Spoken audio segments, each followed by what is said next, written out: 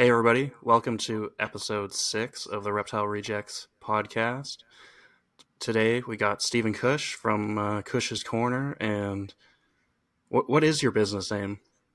I go by Kush Reptile as my business name, but I really try to just kind of brand myself based on my own name solely as much as I can. Just everyone's something, this reptiles, this, that exotics get all lost in the shuffle. So, to me, it's like if I can brand myself first and foremost, then people will just know me for what I Just have. Kush, man. There's no other Kush out there. It's just such a That is good last definitely name. true.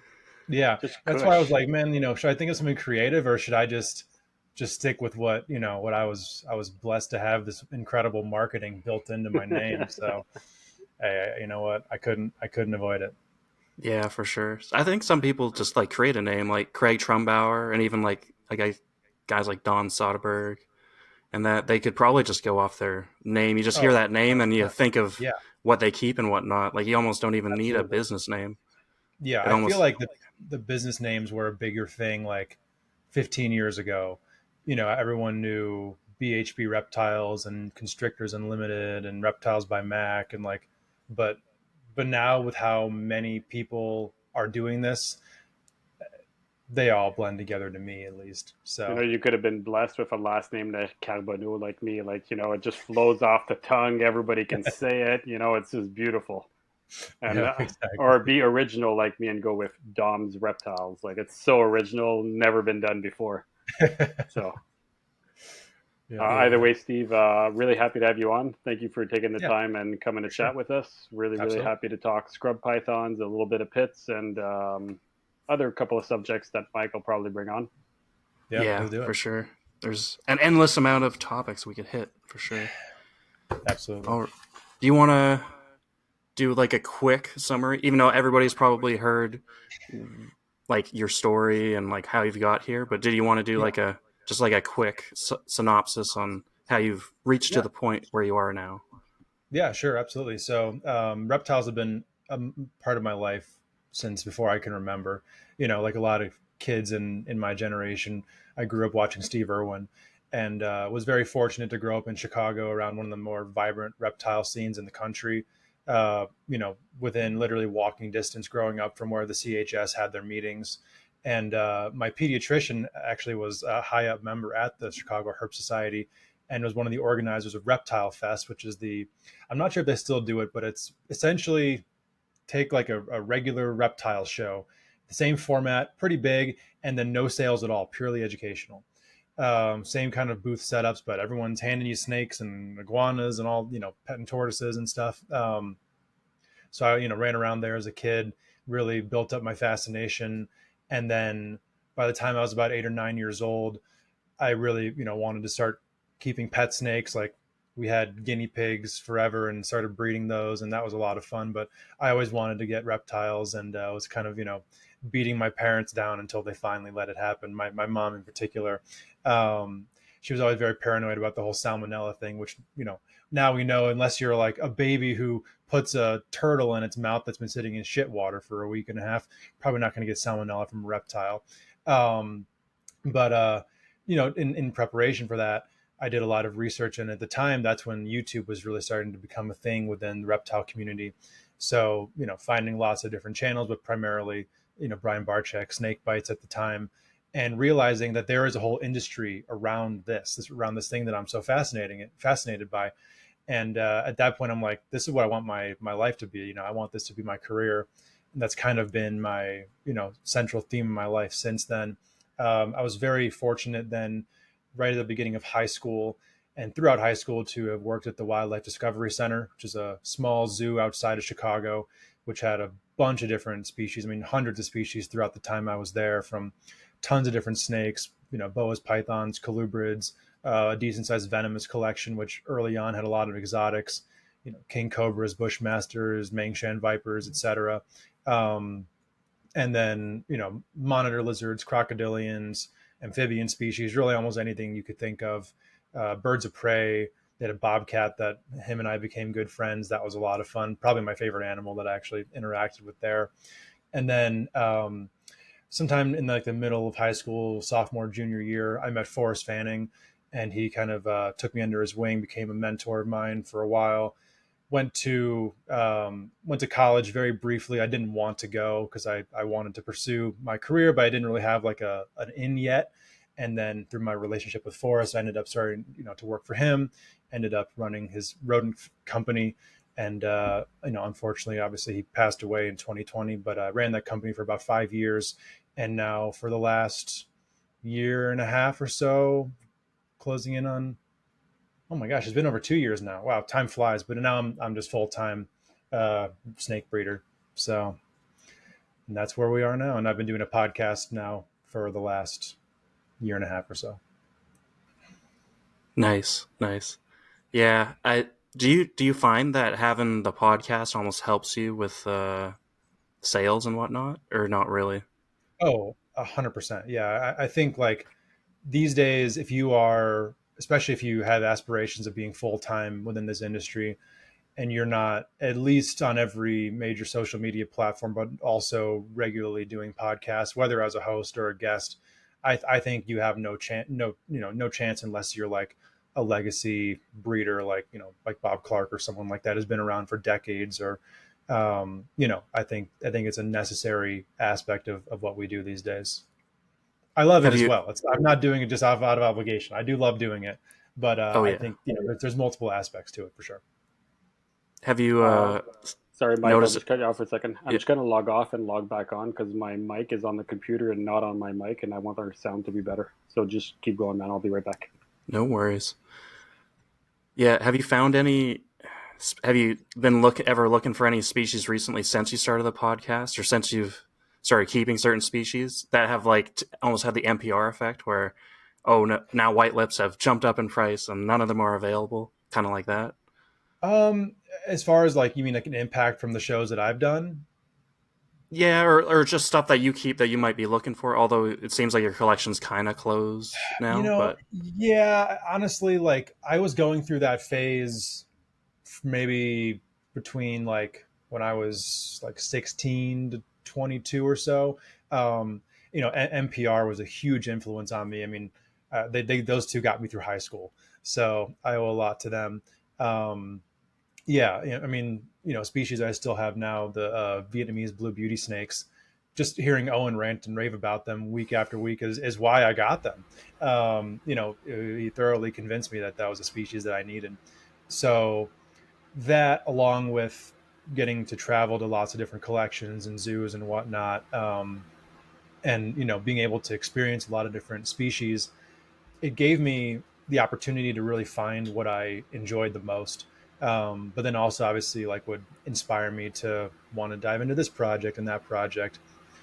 I mean, not to, this isn't probably exaggerating, but by now I've probably, through everything I've done, worked with, I'd have to imagine over 500 species of reptiles.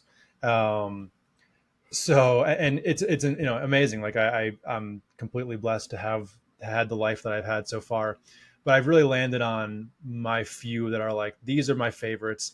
And now, recently, and especially over the last 2 years, my focus has been more on streamlining the collection, really focusing on what I love, and honestly, like as a business, becoming more profitable. As anybody who has a really diverse collection knows, the more shit you have, the less you produce, and there's no way around it. And frankly, for a lot of people, that's their goal, isn't to produce a lot of stuff and make a lot of money. And I fully am supportive of anyone who is doing that.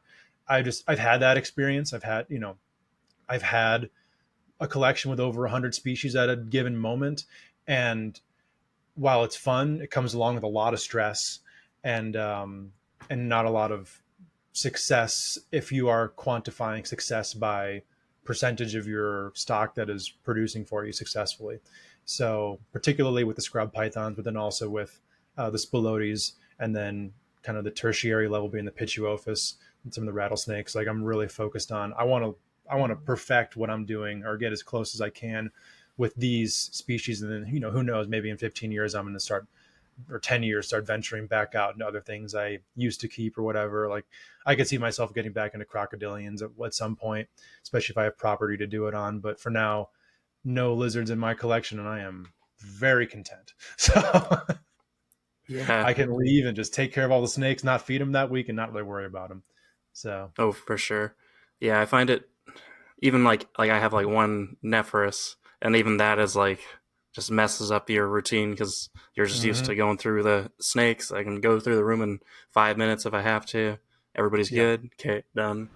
But like that hmm lizard just like messes it up Well, almost. It does, yeah. And then even though it's not a lot, it's just like that change of routine, that change of focus, for me at least, that can throw me off big time. So to have, have a room where everything's being taken care of the same way, that kind of eases my mind, lets me really get dialed in with it. But if I'm lizard here, snake here, amphibians here, I've done that and it's very overwhelming. So for Yeah, me at for least. sure. having 200 snakes is easier to take care of than probably 30 or 40 lizards. Like, in my opinion, the snakes are like the lazy man's reptiles. Like, you can have so many, and Absolutely. you leave for a week, you can just adjust and you're perfectly fine, right? Or even a week and a half, you probably could get away with it. I don't know if I'd do it, but you probably could get away with it pretty easily.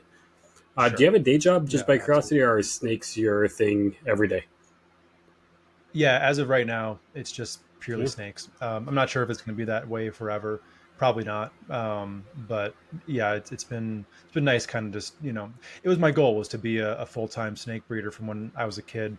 So I at least like not to just say that I did it, but it's cool to have that experience, know what that's like, and now I can going forward make a decision again to change course, add something new, whatever it may be. All I know is that I love being involved in the industry, and however that looks, I'm very So happy with it. since the change where it became your let's say a snake breeder as your day job, have you found that it changes a Mm. bit how you take care of your animals or how you do your pairings? Because I've always wondered if I'd be like, no, you guys have to produce, or no, I have to put these pairs because I need the numbers. Is there any of that going on, Yeah. or I mean, I would just say there's more pressure on it now. Um, and it's not an easy it's not an easy profession mentally, because you could have a week where you make like as much money as you'd make in 4 months at your job, and then not sell a snake for 3 months, and there's no real predicting on when that will or will not happen. So like just getting the mindset of extra money is not extra money. Extra money is your cushion for when things hit zero for a while.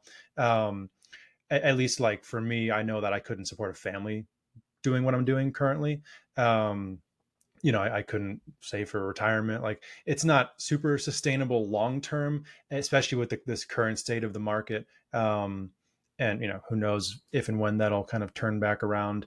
But it works. It's fine. I'm comfortable. I have a house that I love, and I'm able to live a good life.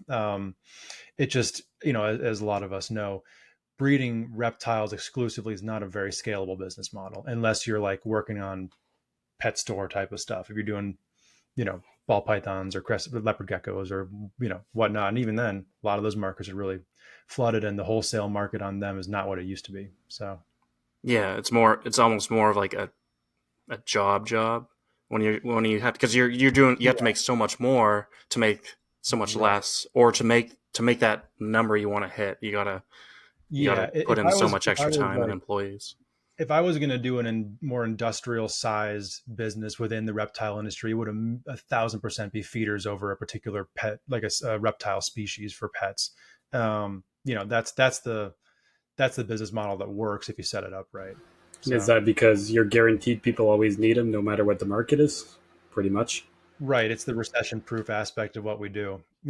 People can't stop feeding their animals. I'd hope not. At least I really hope if you're not buying new animals, you're still feeding the ones you have. But yeah, that's the issue with selling a luxury good is people can just say no, and they might really want that animal you have, but if money is tight or if you're worried about what's coming, you're just like, yeah, no, not for me. Like I experienced that last fall. I felt like there was a lot of concern in the market surrounding the election, and things that just I feel like people were just kind of waiting to see one way or another, for whatever their views were.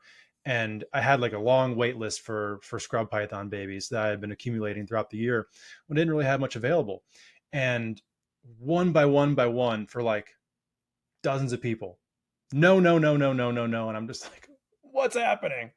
like from this entire list that I had accumulated over the year, I think 2 people bought something from me, which very fortunate for those couple of people. But like, that's not a good feeling when you like the bills are coming up, my credit card's due. Like that's it's a scary feeling. So it's a roller coaster, but it still is what I love, and I want to prioritize that first. And if that means cutting out a project here to have more time to focus on breeding these animals or whatever it may be, then you kind of have to just adjust as you go. But as soon as it's not going to happen. I've experienced like the total burnout before, and I've bounced back. I know that's never going to happen to me, but like as soon as I felt that fully happen, I'm like, all right, let's go get a regular job. Like the animals need better than someone who's like focused on the money first. So Yeah, I feel what you mean by lists. Every time I keep lists, it's always the same thing. I'll have, let's say, 14 names for that type of animal.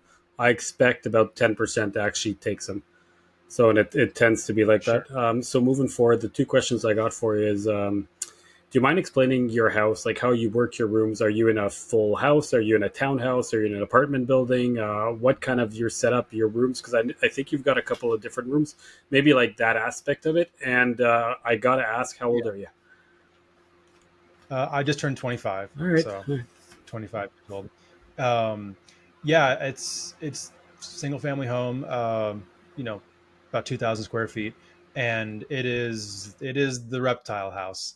That's pretty big. There, yeah, and it's full because my girlfriend lives with me, and she has a collection as well. Not nearly as large as mine, but she has some bigger lizards and stuff like that have big cages. So they're the master bedroom or master bathroom and the kitchen are the only 2 places in the house without animals, and the staircase. That's it. So they're everywhere. The garage is where I have my adult scrub pythons, or most of my adult scrub pythons. This room I'm in right here is kind of like the other breeding room slash podcast room, but it's where I have like some smaller adult scrub pythons, adult colubrids, and some raised up stuff. I have a room with younger animals, babies, yearlings, etc., that stays essentially like a constant 78 to 82 year round. No supplemental heat on any animals in that room. And then I have the 2 spare bedrooms up here, my venomous rooms that are like the montane climate, so keep them cooler in the winter. That's they get brumated. I put my colubrids in there for brumation. That gets like low 50s. And quarantine in the bedroom, Spilotes in the kitchen, in the dining room. Like, the animals are absolutely everywhere. Quail in the backyard. So, it's Is there a there's no escaping it ever, but I don't really mind is it there a personally. basement to your houses? I know a lot of the houses in the States don't have basements. So do you have a 3rd floor or just 2 floors? Yeah, no, it's just uh yeah, just 2 floors, no basement.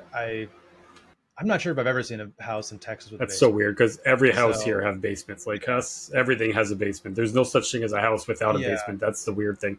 Oh yeah. I mean, same thing growing up in Chicago. Everyone had a basement, and yeah, I that would be great. Again, one day to have a basement. That would be a very ideal setup. So a basement or a 3-car garage. 3-car garage is an elite setup. That's a hell of a space. So, but yeah, so it's a lot, but it works. And considering the climate, how it's pretty warm here anyway, it's not hard for the rooms to stay warm. Um, you know, most of the time, even in the winter, ambience in the rooms during the day are getting close to 80. Coldest times maybe 78, 77. But yeah, heating's never the problem. It's just like AC is on all summer. But even then, set it a little bit higher so that the rooms are still warm. So we're used to reptile room temperature, so doesn't really bother me to have an 80-degree house. You want to start, Mike, with the first subject, or Yeah, sure. Well, to continue with okay? that, yeah, I think my reptile room actually ends up running at that same temperature this time of year, that like 80 degrees. Even though Yeah, living in Vancouver here, it's like outside, it's not actually getting that warm. Like you get yeah, those, I want to say like you get a few 80 to 90 degree days, but like most of the time it's 70s probably in the summer, and then Mm. dropping down into the low 60s, 50s at night. Obviously, the house stays warmer. But Yeah. yeah, I find that my reptile room that right now is the only time it's staying at that temperature. So like I almost have to fight the cold. Not necessarily that it's a bad thing, but I have to run a heater to keep it mid Oh 70s yeah. in the 100%. fall and the spring, just to keep it at that with the Yeah. pits I have, right? Because like at least the pits are kind of fine at that. But I've yeah, always found that rooms in the basement are always easier. Like us, I'm even warmer than Michael. Like our outside for the past month, it's been around 30 degrees Celsius. So I think that's around 100, maybe, maybe not. I think. no, 30 is like Okay, 85. well, whatever. Okay, so it's around there. So which is pretty damn hot. But in the basement, I'm still running a heater. Like because the basement everything stays colder. So if I want to keep my room heat at, I think I'm 79 days, 77 night, and my heater still goes off every now and then, even if it's 100 outside, pretty much for the entire summer. So, but I love basements for that because everything's colder. It's easier to heat up than to cool down, right? So, Yeah. 100%. Yeah. No, I definitely would love a basement in my future. Yeah, I want a basement too. I don't have a basement here, and my Mm. reptile room's like in an office on the main floor, and then I got the couple snakes in my bedroom upstairs. So those guys stay nice and warm on those hot days. Yeah. Absolutely. Alrighty. So I think our first topic we should probably hit the one that you're most known for is the scrub pythons. Yep. I think we definitely want to hit maybe start off with kind of what projects you're working with and how you kind of got into them and like what sparked you to keep scrub pythons in the first place. Sure. So I currently have every species and locality available in the pet trade outside of Indonesia, and even probably the ones that are in captivity over there as well. The barneck scrub pythons are the primary project for me, but they're all priorities. But I probably have around 40 barnecks, give or take. And then the second largest group are the halmaheras, which are high teens or so. Um, but I got them all. I've always been a Python guy through and through. As a lot of us did, ball pythons were the first thing that really grasped my attention.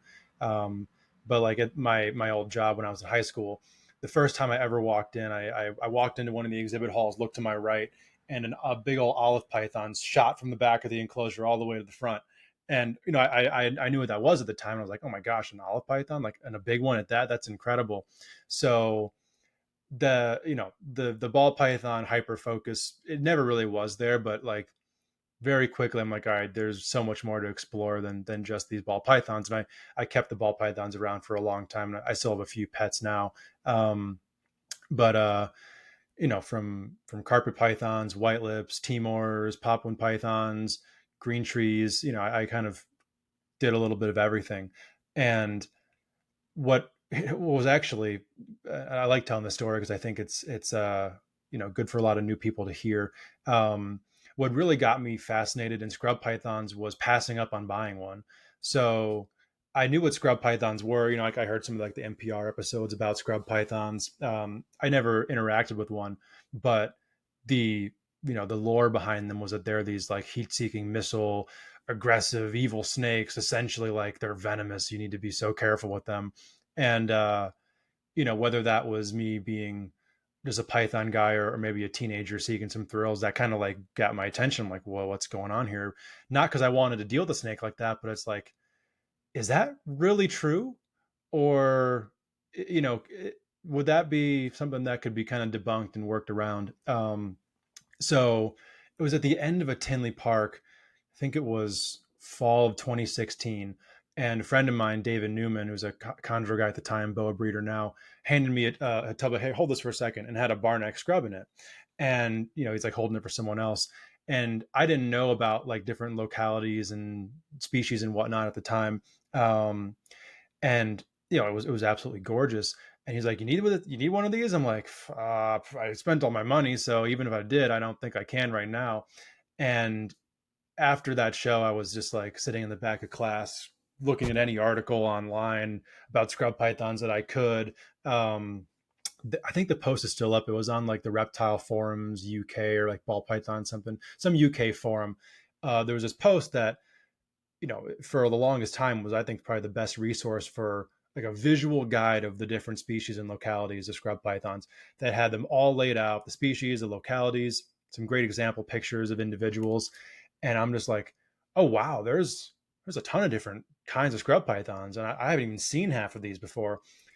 I've always been like a locality fan of, I like species where you can get a bunch of different looks, or species complexes. Maybe kind of going back to being interested in ball python morphs, but one of the first things I was really into were dart frogs. And obviously there's a lot of different species and, color phases within dart frogs.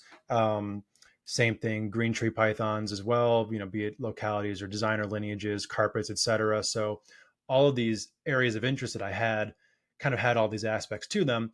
When I saw that was the same in scrub pythons, where it's like you can have 20 different individuals and they would all be unique to one another. That's something that really drew my attention. Where like with like olive pythons, like I have a pair of olive pythons and I love them. You know, within some very small variability, they all look the exact same. Like if I had 100 olive pythons, you probably need to institutionalize me. Like, something's going very wrong. Not that I don't love my pair of olive pythons, but like for me, that's, or like white lip pythons. Again, there's a different species and localities, but within those species and localities, they all look pretty similar. So the scrub pythons really drew my attention because of that. And then, size wise, a little bit larger than what I had been working with up until that point. I got into Papuan pythons after scrub pythons, so I didn't have any species, I guess the olives, that get a little bit larger. But so I was like ready for a challenge. And between October Tinley and then March Tinley 2017, that's when I did all my research, kind of went crazy on learning everything I could about them, following the market, looking at ads and stuff like that. And there was an animal available in like a Tinley Park show group local in Illinois, and somebody had a baby barneck scrub python is in their hand, and he was like, available for the show. And to me, I'm like, shoot, if he was able to get these pictures and there's not blood running down his arm, it's probably a good sign that the animal would at least be a good starting point. So I ended up getting that snake, and pretty much from the moment that I took it out of the deli cup and put it in my hand, I'm like, I found my thing. Like I knew immediately. And just the way that they move, how poised they are, how curious they are. I really like, I like their body structure. I like that they're a larger snake, but they're really slender. So where they're not very heavy, the way that they grab onto you when you're holding them makes them almost kind of weightless, except for really, really large individuals. Once you get like over 10 feet, there are very few 10 plus foot snakes that don't feel heavy, maybe like a blue beauty snake or something like that. But then all of the variability, that's what really got to me. And then seeing like no line breeding has ever been done with these snakes. So for as beautiful as these wild caught animals are, who knows what they're going to look like F2, F3, F4.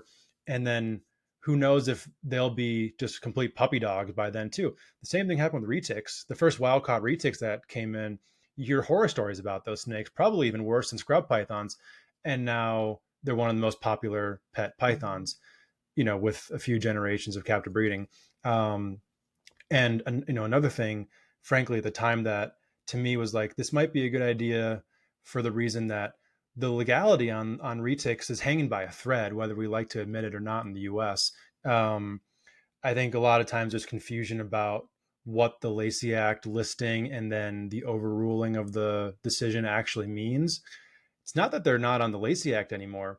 It's that the entire law got reinterpreted to where the new ruling found that the law doesn't actually ban interstate commerce. So it's all still there, and frankly would just take an appeal of that ruling, which again probably won't happen because of how strong the ruling was, but it's still hanging by a thread, whether you like it or not. It's been solid for over a decade, so we're probably good. But to me, I was like, why not provide a good alternative to a retic or a berm or a rock python for a larger python species that frankly is more fun to keep than any of those. I'm obviously biased, but I've kept all of those species, and there's a reason why I only have the scrub pythons now and none of those anymore. So I guess that's a very long way of saying I just was instantly completely obsessed with them in every way possible, and now I have over 100 of them. So It's a good answer. It's definitely a good answer. yeah. Um, so there's obviously a lot of species. Do you mind maybe not going to go? Well, actually, I'd go in as much details as you want or not. How many species are there, and is there a lot of morphs in each species? Only a few specific ones. Sure. So, the Somalia genus, as it currently stands, has 6 species now that Oenpelli pythons, I believe, are no longer Somalia. So now, former honorary Somalia are the Oenpelli pythons. I've never seen one in person, never interacted with one, but their physiology is very Somalia-like. The Bolen's pythons are Somalia, Boleni, obviously. I don't have any Bolen's pythons at the moment. I've never kept any. But they're not very similar to scrub pythons, honestly, in a lot of ways. They look kind of similar, but their body structure is different. Their lifestyle is very different. But obviously they're one of the most beautiful snakes in the world. I'd love to have Bolen's. You don't see them as a montane scrub. I mean, I see that as their description Oh very yeah. often. I mean, they are, but as far as their behavior goes, and they're like scrub pythons are more kind of vertically structured, and Bolen's are more like horizontally structured. They're kind of wider than they are tall, where scrubs are the opposite. They kind of have shorter, bulkier bulldog heads. They don't really grab you when you're holding them as much as scrub pythons do. Just from some physical and behavioral standpoints, they're pretty different. But I mean, they're more similar to a scrub python than a blood python or a maybe not even a carpet python, but yeah, they are at the end of the day just the true Highland scrub python, true montane scrub python. But then the rest of the genus, there's Somalia kinghorni, which are the giant Australian scrub pythons, of which there are none in the U.S. hobby. As far as I know, there's still 2 females at Reptile Gardens in South Dakota, and that's it. There were some in the hobby. The Barkers had some. Eugene Bissett had some. I just don't think anyone ever got them to breed, and now they're gone. So it's unfortunate, but at least they're plentiful in Australia and in the wild. So it's not like it's a conservation crisis that they're not over here, but pretty cool to have them. Maruki scrub pythons, southern scrub pythons are very similar to the kinghorni, and obviously they're geographically the closest. The largest kind of all-encompassing species is Somalia amethystina, which essentially, as it's currently described, are animals from the Cape York Peninsula all the way through every part of Papua New Guinea, West Papua, and PNG, all the surrounding islands that are close to the mainland. The ones that are on the eastern side of the island. As of now, all amethystina, even though there's some that look really, really different over there than really almost anything. The islands to the kind of on the southern side west are like Key and Aru islands. Those are amethystina as well. To the north, Biak. I just have to imagine the other islands right around Biak have similar scrub pythons on them. I've never seen I'm blanking anyway. Any of the other islands that are right around Biak that you see chondros labeled as like Num4 Island. There's one. That's what I was looking for. And then the Raja Ampat archipelago. Those are all amethystina as well. So Wageo, Kofiau, all those islands over there. And then throughout that range, they're very, very different. There are the Barneck phenotype, the one that a lot of people are familiar with. They're in the Bird's Head Peninsula, so basically as far north and west as you can get. And then all of those surrounding islands in the Raja Ampat archipelago, they are also the Barneck phenotype. The Biak animals are probably the most unique of all of the scrub pythons. They're kind of the opposite of Biak green tree pythons. They seem to be smaller than a lot of their kind of closely related locality types. They're they're bad feeders. Frankly, they establish very poorly in captivity. They've only been bred once in captivity, and to my knowledge, none of those animals are still around. So kind of unfortunate. And they're not collected very commonly, which is strange considering a lot of green trees are still coming from biak. Most of the imports, or the ones that are exported out of Indonesia, are biaks. So I think that would be a fascinating research trip to That go over was there. Lawrence that bred them. I think I remember that Yeah, NPR episode. yep. I believe he got them in 2019 or 2018. So and no one knows whatever happened to those animals. One made it stateside, and I don't think made it very long with the keeper who got it. So um, yeah, it's always a shame when a production like that happens. It is so groundbreaking, but 5-7 years later, there's nothing to show for it. Which is another reason why, for not that instance, but I had seen scrub python keepers and breeders throughout time, like, be really focused on them, get rid of their entire collection. Let's get a couple generations in. Now, where did they all go? So for me, I'm like, no one has ever really dedicated themselves to these animals. And for, even any business side of it put aside, like, these animals should be in the hobby for the longevity of it. Like, in my opinion, they're the best snake to keep. Obviously, I'm super biased. If you're not a python person, you're not going to agree with me. But if you are a python lover, that's how I feel. And all the different localities that exist out there, all the different species, they're amazing. And there's been a lot more, more visibility with them over the last 5-6 years or so. So that's pretty encouraging. But and a lot more people breeding them now. Like last year, there were probably 10 times as many captive bred individuals available in the U.S. as there were wild caught, which is insane considering 2017. We'd be lucky if there was one clutch of scrub pythons produced in the U.S. and imports were still flooding in. This is before they were banned in Florida, which is where 90+% of them were coming through. Before Cameron sold Bushmaster, which is where a lot of them were coming through as well. And now rarely do imports of wild caught scrubs come into the U.S. Kind of a good thing for the captive bred market, considering it actually does exist now. But I think last year there were like 17 or 18 clutches in the U.S. So that's not a lot on the grand scheme of things, but compared to 0 as the average a decade ago, that's absolutely incredible. I definitely got off track. The species, got it. Okay, so the Amethystina complex, there's a lot, the animals that are called Waminas, the Highland types, the Southern Maruki individuals, those are all encompassing that species. And then if you move over to Tanimbar Island, that's Somalia, Nata, those are the true like dwarf scrub pythons. Those are the ones that have an average adult size of like 6 to 7 feet. Some people have tried to claim that Arus or Moluccans or some of these other species are a smaller insular, type of scrub python. It's not true at all. The Halmaheras seem to be a little bit smaller on average. Same with the Biaks, but again, I've heard of credible accounts of 12-foot individuals from both islands. So who's to say? So Tanimbar is the only island that is a true through and through kind of dwarf type of scrub python. My biggest individual is 7 feet long, and she should not get any bigger. I saw a 9-foot Tanimbar scrub one time, but that animal was over 20 years old.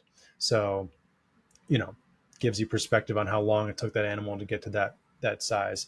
Then kind of go a little bit northwest a little bit, you get to the Moluccas, Ambon and Saram. That's where the Moluccan scrub pythons come from. The gold and purple scrub pythons, kind of the ones that are at the top of everyone's list, and probably currently the most valuable ones as well, considering their extremely low supply in the hobby. And then you go north of there to northern Moluccas to Halmahera. That's where Somalia Tracia is from, Halmahera scrubs. And then some of the surrounding islands have similar looking phenotypes of scrub pythons as well. That none of them have, I don't think, ever even been collected from some of those islands. So who's to say really what's going on? But those are the Halmahera scrub pythons, kind of the ranging from yellow to dark brown, silver, but more kind of larger blotch bands, very different pattern, very different snakes overall, a lot more secretive, um, smaller, but absolutely amazing. They're, in my opinion, they're probably going to be the most popular scrub python to keep in 5 to 10 years. Very cool. So that is the Great context answer. as it currently stands. Mike, when you get a chance, can you load up those pictures that I sent you? And I'll keep talking. So, big thing with carpet pythons is often, like you get the most annoying question is, what is my carpet python, right? And when it comes to scrubs, I see it often as well because you get imports and then you're like, what is it that I'm looking at? Because it'll be sold as something and half the time it's not. I got a pair Right. of scrubs that is technically not legal where I keep it. So I keep it with a buddy and it's at his house. And he actually reached out to you to ask you, what is my scrub python? Which he'll post pics up right now. And it was something different than what it was sold to us as. And I'm just curious, how do you go about figuring out what these Walcots that come in actually are? Like when you look at it, like, so I want him to load up the picture so you can say, I can tell you what you already told me it is. Or do you want me to let you Okay. decide Hopefully I it? said the Pardon me? same thing. I said hopefully I said the same thing I said in So do you want me to tell you what you okay. told me what it is before? Or okay, so you Sure. told me it was Might as well, a well, you told Shan it was a patternless exanthic Tannenbar. Okay, it was yeah. sold Okay. as a Maruki Highland, I think is what it was sold to us as. So I'm Okay. just Mike, you good to post it up, or are you still struggling? Yeah, I'll Okay. try to post it So my big thing here in a is second. when you look at a picture, if somebody was to show you anything, do you think you can identify which locality or which species it would be? Yeah. Yeah, and I'm just Yeah. curious, I like, do think you at mind this going point on, like, how do you you know. figure that? Are you going by scale count? Are you going by head shape? Are you going by coloration? I mean, a lot of different factors. It also, depends on how old the animal is. I think sometimes when they're really young and they're, if they're orange, red, it can be kind of hard to tell. Um, the thing that's nice about scrubs compared to green trees is that the differences within the green trees are pretty subtle relative to the scrub pythons. Where once they get some size of them, it's like shockingly different as to what they are once you're kind of familiarized with all of the different locality types. A couple of years ago, there was this big rash, especially in the US. I'm not sure if it was the same in Canada, of a bunch of animals that were imported as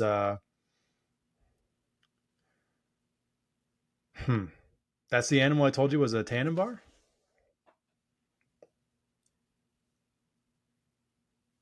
I don't know if I lost you or if you muted yourself. Sorry, I Well, was 100% muted. I was going to say that one's in full blown shed. It is a pair. And yeah, it is the okay. animal you said that were patternless, exanthic, Tannenbar. And that's why I'm wondering, like, how you identify Oh, them all. The other one is a lot better because that one's in full blue. So okay. look at him again and tell me what it is that you think. Yeah, that's not a Tannenbar. That's definitely like a patternless Southern Amethystina. I wonder if the other one Okay, might be one a sec. Tannenbar then, because uh, that would be crazy if you got sold a pair that were different species. That would really suck, Um, actually. that would suck really bad because then you need Okay, two so scrub what pythons. did you say that one was? A patternless Southern type So it would be a Amethystina. Maruki, or most So likely no. so kind of it's up for debate right now as to the distribution of the patternless phase within the southern scrub python population. So a little over a year ago, I had Daniel Natouche on my podcast, who's probably the leading world expert on scrub pythons in the wild. Um, and with that said, though, his research on scrub pythons in Papua New Guinea and beyond have been kind of adjacent to his research on green tree pythons. So that was not his primary focus in those ranges. Um, that's the other animal or the same one. That's the other. Okay, so I was totally wrong. Yeah, those are patternless Southern Amethystina. Um, I'd love to see the picture afterward. I'll look at the I'll picture send them to that you I after. Yeah, that I originally said it was a Tannenbar on.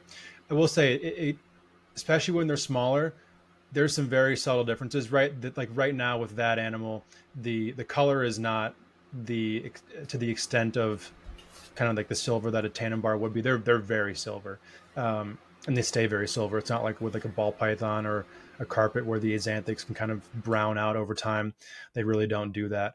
And then some like the scale tipping going on um, is another tell. The head structure a little bit as well, and then just kind of the overall size. Is that animal like 6-7 feet long or so? Yeah, easily 7 feet. Like Yeah. they're tiny So little animals, but they're nice and long. right. So at that size for an amethystina, they're not quite mature yet. So they haven't kind of grown into their mature body. Where if a Tannenbar was that big, it would be a full blown adult, have a big head, adult proportions. Where that animal doesn't quite have adult proportions.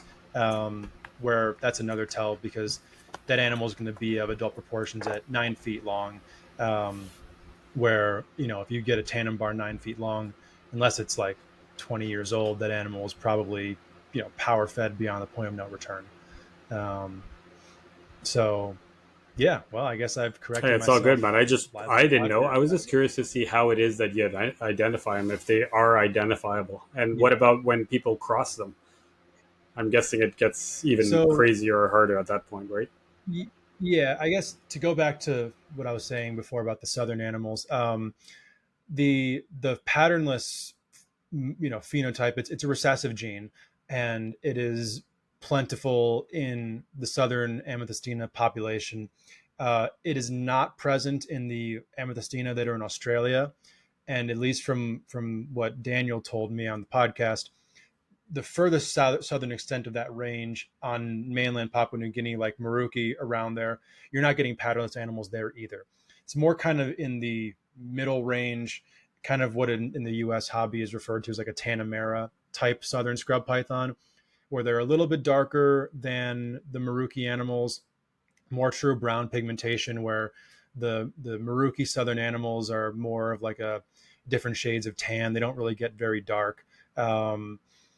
That middle range is where Daniel said those patternless animals are coming from, and then the kind of jungle variant, the what are known as like highland types, which are not truly not actually highland animals.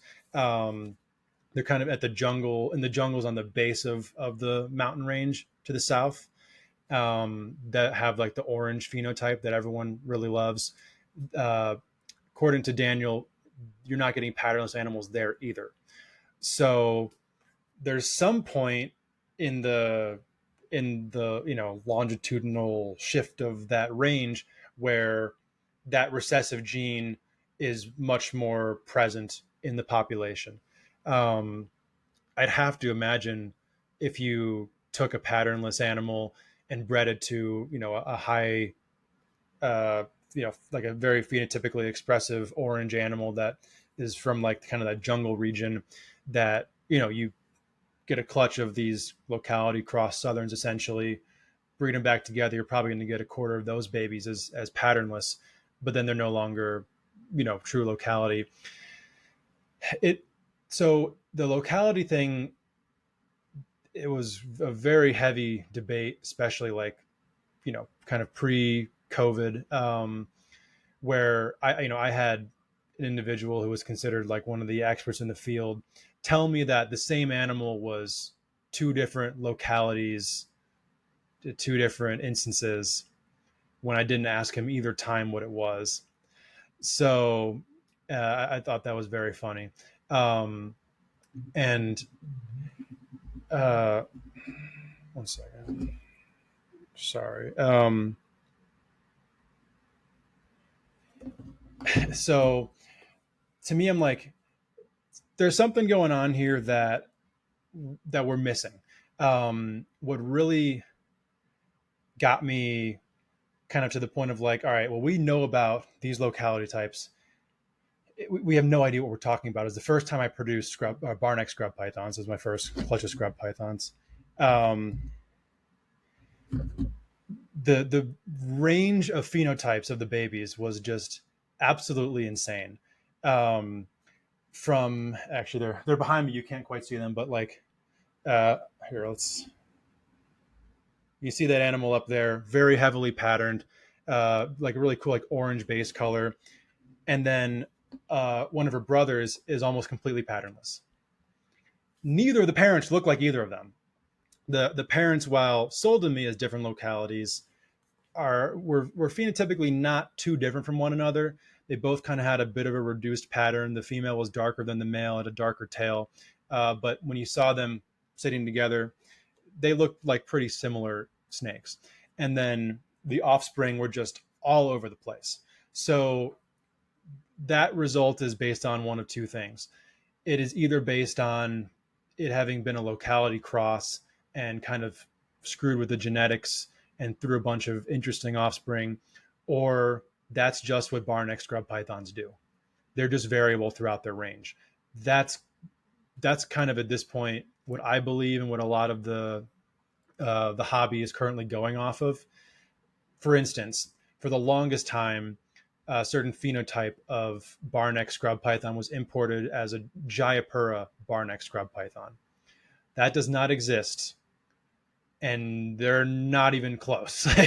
Barneck scrub pythons don't live anywhere close to Jayapura. So the fact that there were people, having heated arguments on Facebook about whether this barneck scrub python was a Jayapura, I was like, okay, neither of you have any idea what you're talking about, which is what it is. The information just wasn't really there at the time. So with the barnecks in particular, I just label mine as barneck. I don't put any locality name on it. Sarong was the locality type name that was given to the more heavily patterned animals, Manokwari to the more reduced patterned animals. And then, some animals were imported as Kofiau.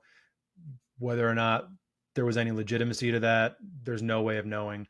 The main phenotypic difference in barneck scrub pythons are mainland versus island type. The ones that occur in Raja Ampat are very distinctly different than the ones that are on mainland Papua New Guinea. So that is for sure different. I'm not convinced that any of them exist in the hobby currently from Raja Ampat.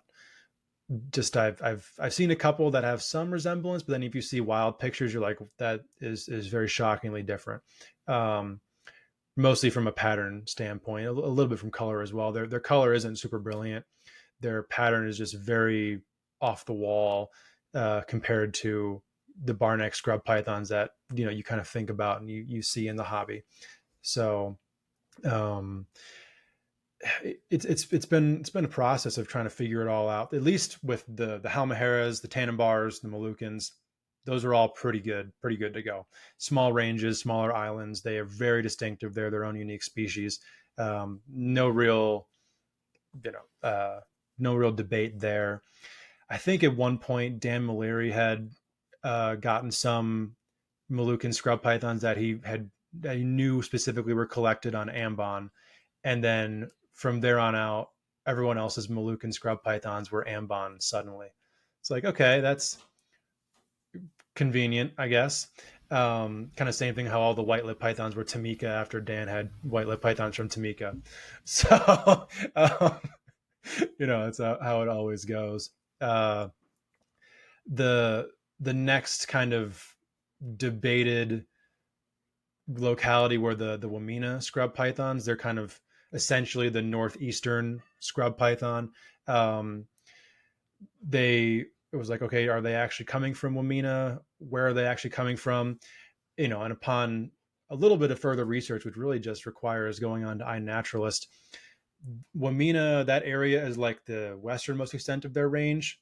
They range from there through Jayapura. So a true Jayapura scrub python has that kind of brown, muted pattern, very thin neck bar look, and then all the way east throughout PNG, those animals range. There's some minute differences the further you get throughout the range, but that is essentially the northeastern scrub python, just in the hobby, because obviously we can only the Indonesian side of Papua New Guinea exports, we get the westernmost extent of that range, where the entire eastern part of the range is inaccessible to us.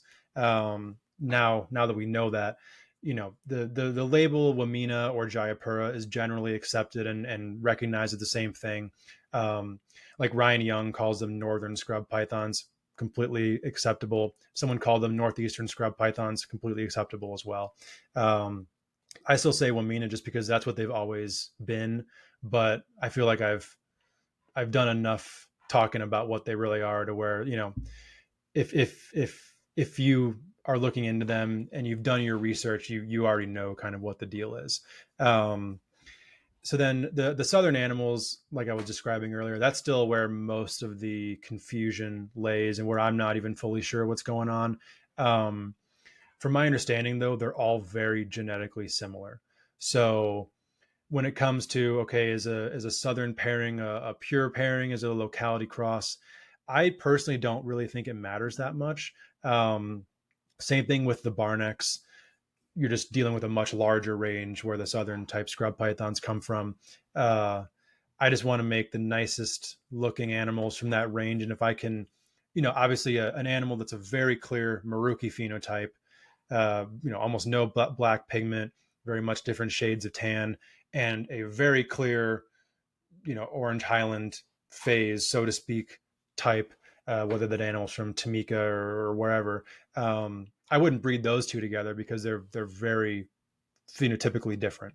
And I've seen the results of pairings like that, and they're all over the place. You have animals that are super orange, animals that are dark, like that just doesn't really interest me. Might I produce animals that I have a pair that I think is pretty similar? They throw something completely off the wall. Sure, it's part of the learning process.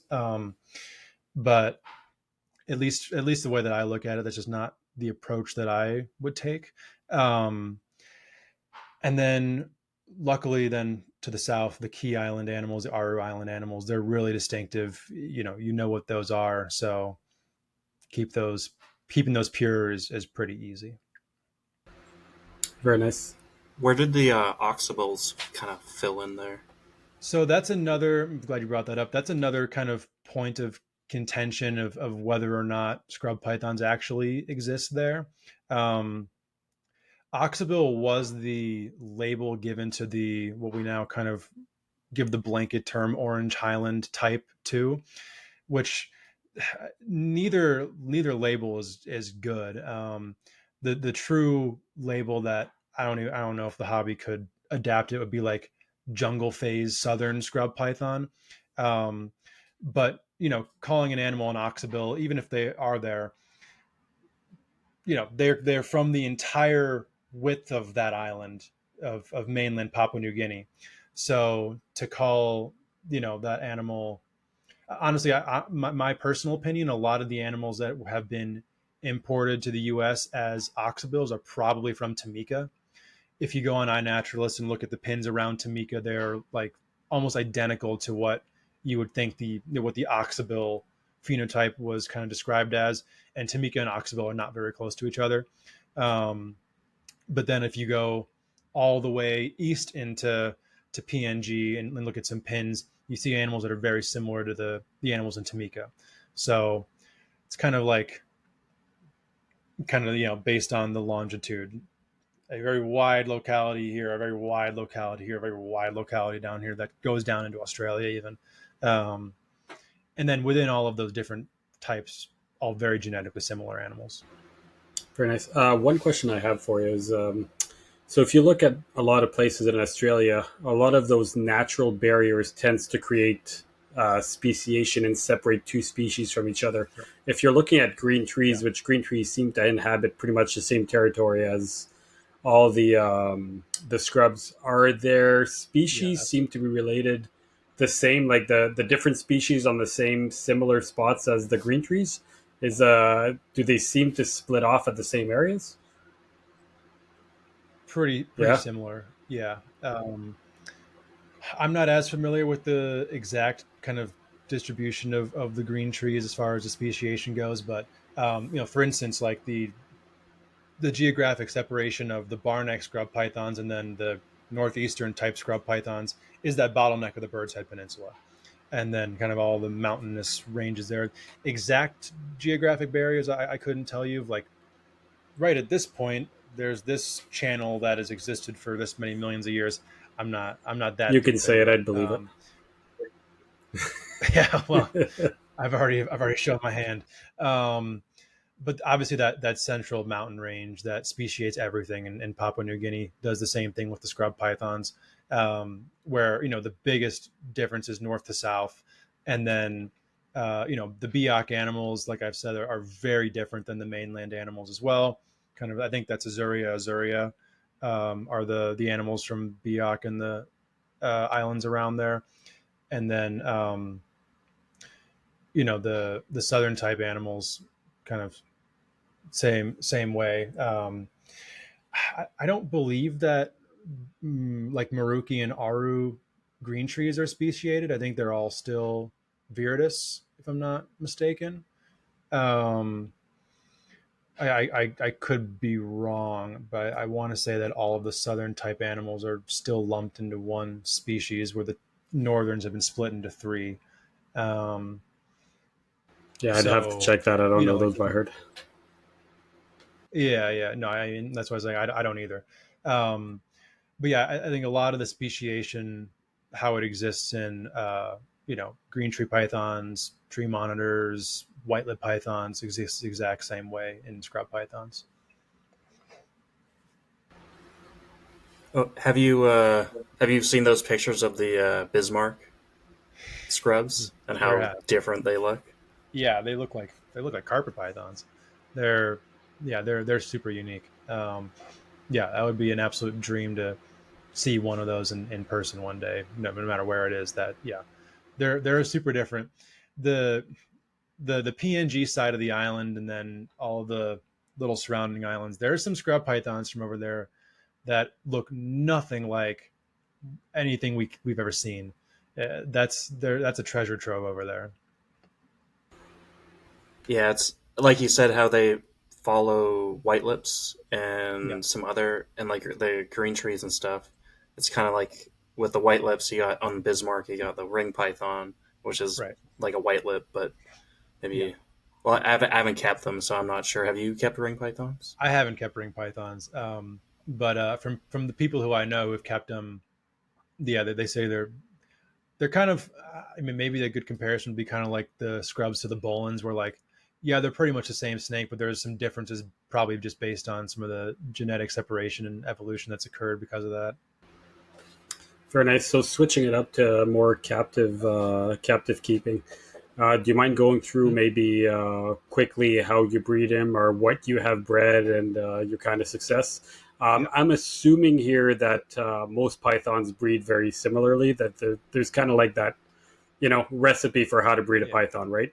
So I'm assuming they kind of fall under yeah, that. But yeah. I'd love to hear what's your process or what you do kind of differently for, let's say, a scrub that you wouldn't do for a green tier, you wouldn't do for a carpet. Yeah, I'm not sure if there's any like large differences necessarily. I think if anything with the scrubs, and my guess is this is a function of dealing with mostly wild caught animals. They seem much less tolerant to screw ups in the way that you're cycling them. Um, where like retics, carpet pythons, multi generation chondros, etc., maybe a little bit more accustomed, have that kind of more baked into the genetics, how we breed them. Um, I still don't have it nearly figured out. I don't think with the scrub pythons.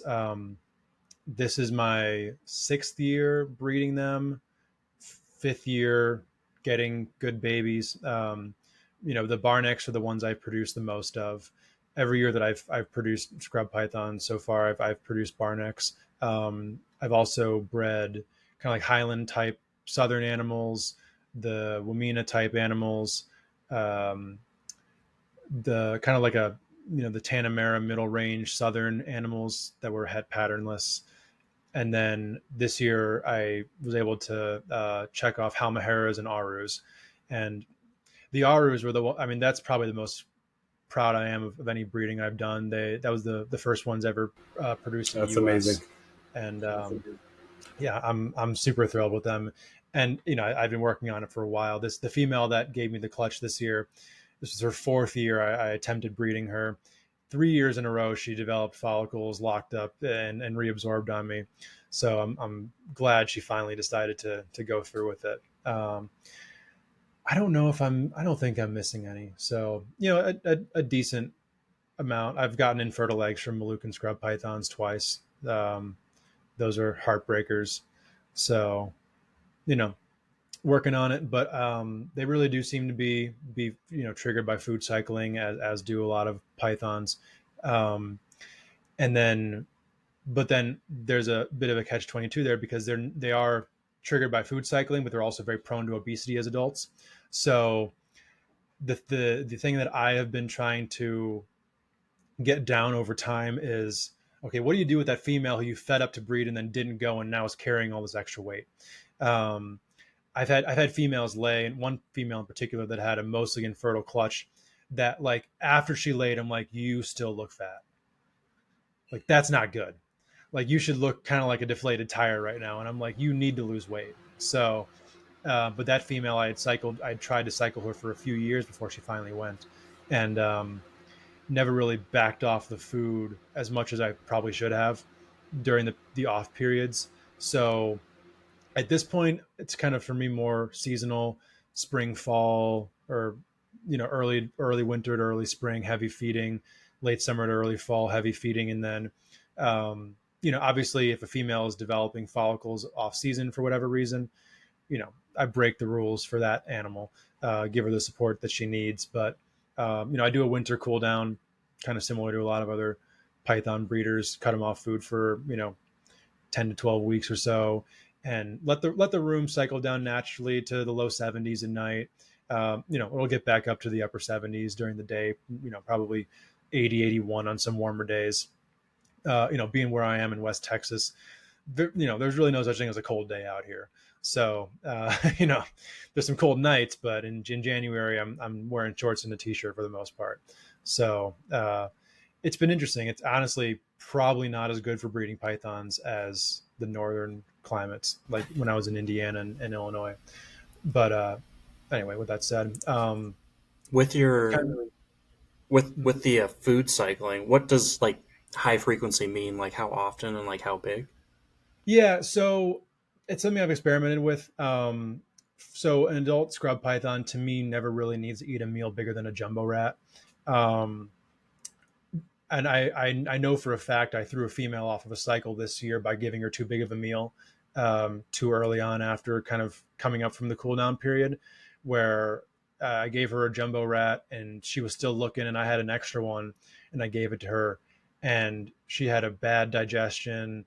She was sluggish for a while, and then she never was receptive of a male after that point. I'm like, oh, okay, I'm not going to do that again. That was, I figured, hey, you're looking for food, you probably need it. And I guess with these guys, their eyes are bigger than their stomachs a bit. Do you ever wonder though if we kind of so make those up? Like, it's not working, so I assume it's because I gave her that extra meal. Like, are you sure that's actually what happens? Because I feel like sometimes we kind of associate things with the outcome without actually maybe yeah, even being that. Because I personally, I don't think feeding her an extra rat would throw her off the entire season, but that's my opinion. sure. In this instance, I do think so, because she kind of had some like diarrhea, and like you could tell her digestion was pretty poor, and her system was kind of screwed up for a little while because of it. If it wasn't for that, then I probably wouldn't have thought it. But it looked like she kind of was going through it for the better part of a month, and didn't, like, most of the time with the scrub pythons, you feed them the next night. I go in just to kind of check everyone at the end of the night once the lights are off. They're all looking. She wasn't looking for a while. So seeing that response was shut down, I'm like, that wasn't the thing to do. I generally speaking, I totally agree with you on that specifically. I think just in this instance, I think that is what happened. Cool. Um, Especially considering it was her first meal out of cooldown. If that was meal 3, that maybe would have been a different story. But I think it was her first meal, she hadn't eaten for 3 months, and I think I totally screwed it up. Okay, I didn't know it was So first meal. Yeah, for sure. First meal, yeah, I give the tiniest things, and I might give a medium yeah. rat the second one, then a large jumbo the third. For that, Right. So that's where I messed that up. I've done like a jumbo rat every 3 weeks during the heavier feeding periods. I've done large rats every other week. As a female kind of is progressing in her follicular development, I'll decrease meal size and increase frequency. Um, I've been doing the larger, less frequent, so like a jumbo every 3 weeks for the last couple of years. I think I'm going to go back to a large every other this year, um, but also with a focus on packing some weight on before breeding starts as well. I think this season I honestly had a tragically bad scrub python year. Um, a major step back to what I had the year before, and I think that comes down to lack of preparedness before breeding started, where I didn't start kind of increasing my feeding until after I had started pairing. And the reason why I did that was my previous year when I moved, I had 10 females lay, but of those 10 females, 7 of them were in egg bound. And I was trying to like, what the hell happened here? This is not a coincidence. Um, I still have no idea. Knock on wood, this year I haven't had any egg bound females of any species. So, if anything, it may have been just being more settled in. Um, I also, I think my water quality was probably my main problem. But who knows?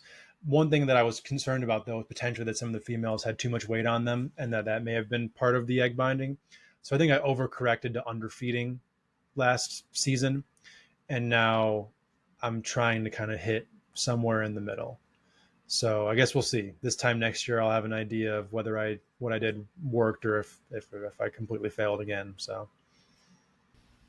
One of the questions I had was, how are you heating them like with a hotspot? Because I believe you use radiant heat panels. How are you I utilizing do. them to not like overheat and, as Ryan Yeah, Ryan Young would say, turn them into snake jerky? yeah. Just kind of keeping it at a lower set point and having a longer ramping period. Obviously shutting panels off at night. Uh, the thing is with the females, they really won't bask until they're at a more advanced part of their follicular development. So having that warmer spot isn't really totally necessary, um, honestly, until they've reached like probably upwards of 20 millimeter follicles. So I'm more concerned about the room ambient up until that point, and frankly, I think in some instances that introducing of the hotspot helps them kind of continue that progression. Where if they had the hotspot the whole time, I've had instances where my success was lower, or I had some weird fertility issues, or whatever it may be. Obviously, there's a lot of things that can go into that, but for me, if I can keep heating elements off, I do in general. So if I can err on the side of ambient, I absolutely will do that.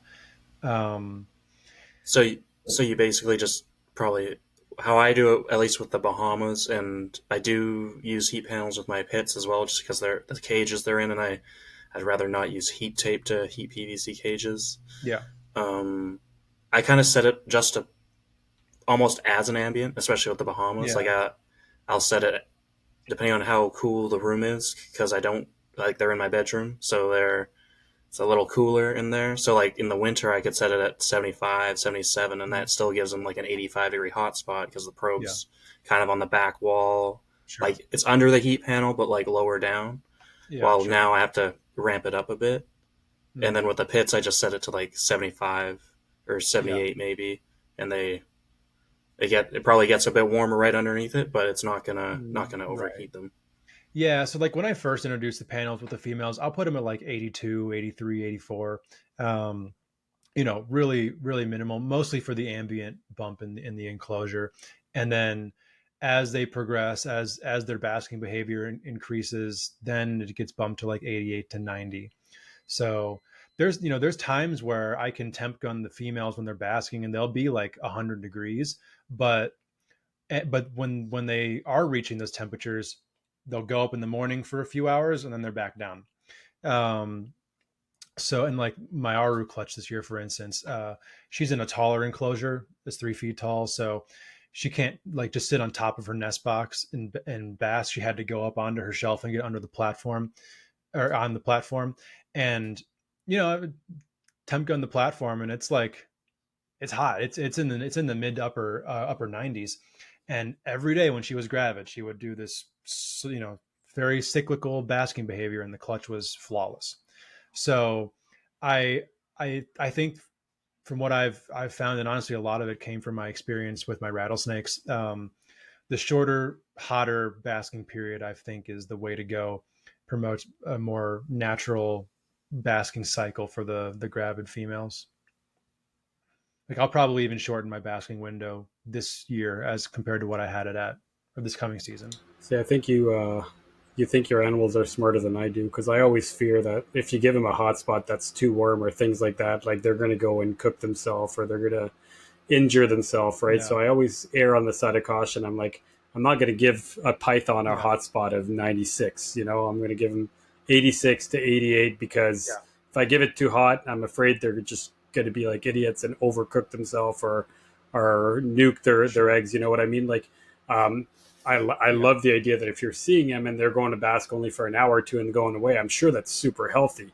But there's a part of me Yeah. that always wonders if the animal is actually smart enough to know that. But Sure.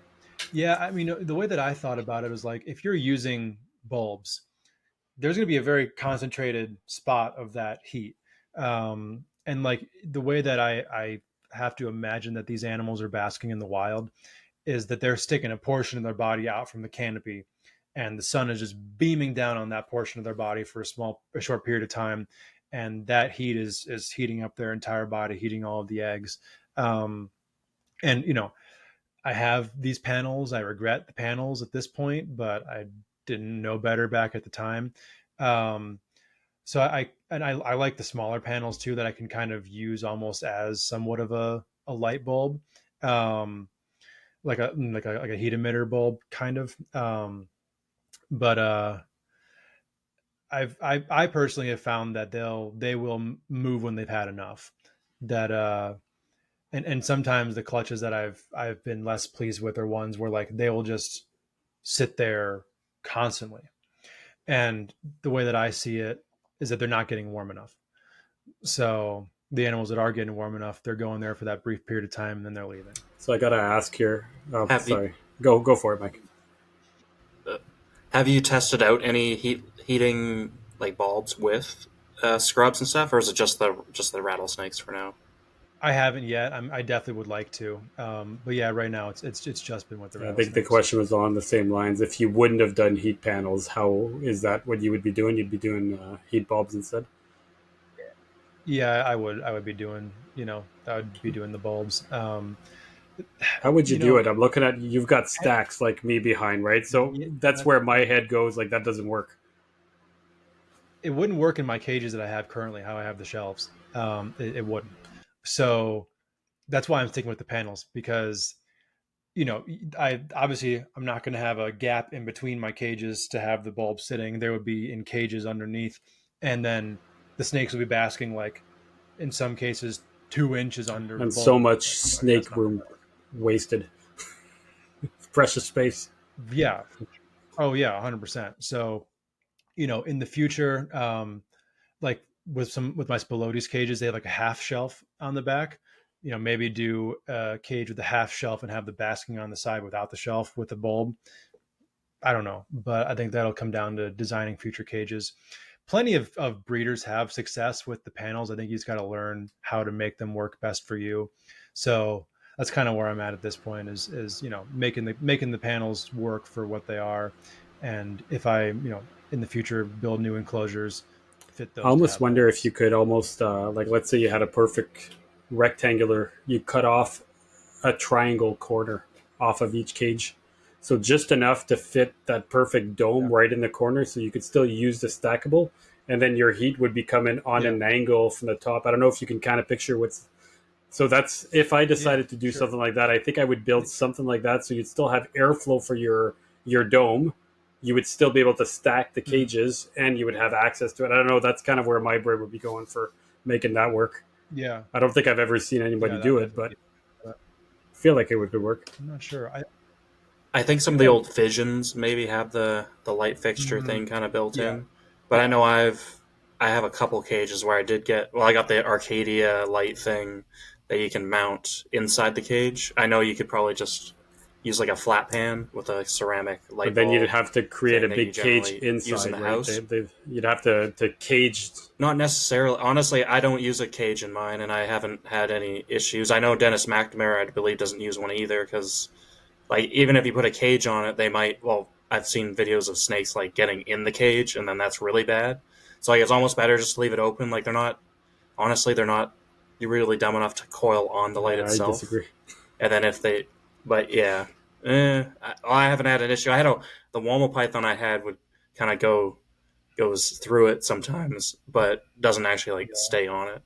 It wouldn't, because there is a gap on the Arcadia ones right at the top where like a mm, snake could go through it. But I've also set it up in the juvenile Bahama boa I've had, and he I never see him up there. He just coils underneath the light as if it's normal, and then at night, obviously, it's not an issue if he's kind of climbing around there, which I haven't seen him do. yeah. Obviously, you would have to be careful, but yeah. There's definitely something to be said for the cage promoting the snake messing with it more. Like when I was keeping a lot of monitors, I put like cages around the monitor basking bulbs, and they would be climbing on that thing all the time. You just hang that thing in the middle of the enclosure, they never mess with it because they can't really get to it. And then even if they do climb the ceiling around to it, it's like they have nothing to grab onto. They could just like jump down onto the bulb or whatever. Obviously, snakes is a different story, but I feel like there is something to be said. But then I don't know. I think I'd be too nervous as well to just have that bulb live in the cage. I have used some of like the Arcadia UV fixtures that do emit a decent amount of heat. I've never had them really mess with that all that much. So Yeah, I've only tried it with like a couple things because like even with that bulb, like I'm right now it's just 25 watt, like extreme, like the intense basking bulb, which honestly, like depending on the room temperature, isn't enough. Like even when mm, using bulbs, you kind of have to adjust. Like it's the yeah, same as sure, double checking your heat panel and that. Like you still got to like, oh well, it's only getting 85 on the hotspot or only getting 80, and then okay, you need to put a 50 watt in, and then but then if you're gonna have a heat wave, you got to switch it out or even fully shut it off if right, you're going to way to work or something. yeah, 100%. Yep. Very nice, Mike. You got any more questions regarding scrubs, or you want to switch it up? I think we can maybe hit on some colubrid stuff now. Not as Do interesting, it. but we can.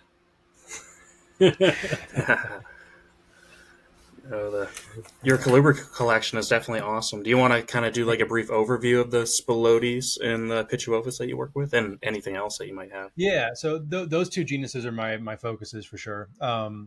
With the Spilotes, I have the both the Pilatus, the South American variety, and then the Pilatus mexicanus, Central American. My localities are well, I have two Mexican localities, so Yucatan and Veracruz, and then a pair of the Tamaulipas crossed Honduran from Jason Hood that are super nice. And then I have two female sulfurious, the Amazon puffing snakes, that were supposed to be a pair but are not. So now I'm on the hunt for a male, and now I have holdbacks from the two clutches of Mexicanus that I have produced as well. They're my favorite colubrid. Period. They're I mean they're absolutely gorgeous. They're a larger colubrid, but not totally unmanageable. Even though I don't think there's really ever a truly unmanageable colubrid, but it's not like a big yellowtail crebo that's going to be a heavy, fast moving snake. They're super light bodied, and then typically very good demeanor once they're outside of their enclosure. They're very very cage defensive snakes, which is actually kind of fun. But as soon as you get them out, they like do like three figure eights around your forearm, and they just kind of sit there. I don't think I've ever been bitten by a Spilotes outside of the enclosure. Inside, different story. Even though I try to avoid it, but they got some range on them, and they're sneaky. They're definitely sneaky Do snakes. have they done their cool mouth puffing thing where they like almost like the Yeah, boega, but like it's their own style of it? yeah, like they're kind of with the Pilatus, they kind of go more vertical, and then like they'll like crack their mouth open a little bit, where the Sulfurius are more like a wide puff of the throat. It's cool to have both of the species. They're super different from one another. Um, every aspect, they're probably their colorations with some individuals the most similar, but their head structure is totally different. I almost kind of like equated to Australian olives and Papuan olive pythons, where like that's like the Pilatus or the Australian olives. They have kind of that more streamlined head, and then the Apodora have that bulldog head. That's kind of the same thing that the Sulfurius have. Um, Sulfurius are larger as well, kind of more round bodied, so to speak, and then their puffing behavior, in my opinion, is a little bit different than one another, even though you're looking at a marginal gap between the two. But just the way that they're so visually oriented. I love visually oriented snakes. I think they're more interesting to work with. If you want to believe you can form a relationship with an animal, you can. I think it's more of a possibility with a more visual snake, or at least where they know what's going on. You don't open the enclosure, they don't just freak out immediately, or they're not a retic where they're just where's the food, even if there hasn't been a rodent in that room for 2 weeks. They're just much more of a calculating animal, and I just really I enjoy that a lot about them. And they make incredible display snakes, possibly the best display snake. I the best part about monitors from when I kept them is that they're fun to watch all day, climb around and do all their stuff. Spilotes are like the tree monitor of the snake world. They're always active during the day. I cohab them and they interact with each other all the time. That's probably the most fun part about it is the cohabbed enclosures, and the dynamics between them. Their breeding behaviors are very fun. They're all over the place when they're mating. um, I can't say enough good things about Spilotes. But then I also have a decent amount of Pituophis, numbers wise more than Spilotes. Kind of have like a pair of a lot of different types. So for the U.S. native stuff, I have Kankakee bull snakes, and then a few localities in northern pines. Classic Ocean County black and white northerns, and then a pair of the red phase Burlington County northerns from J. Jacoby that are maybe my favorite of my U.S.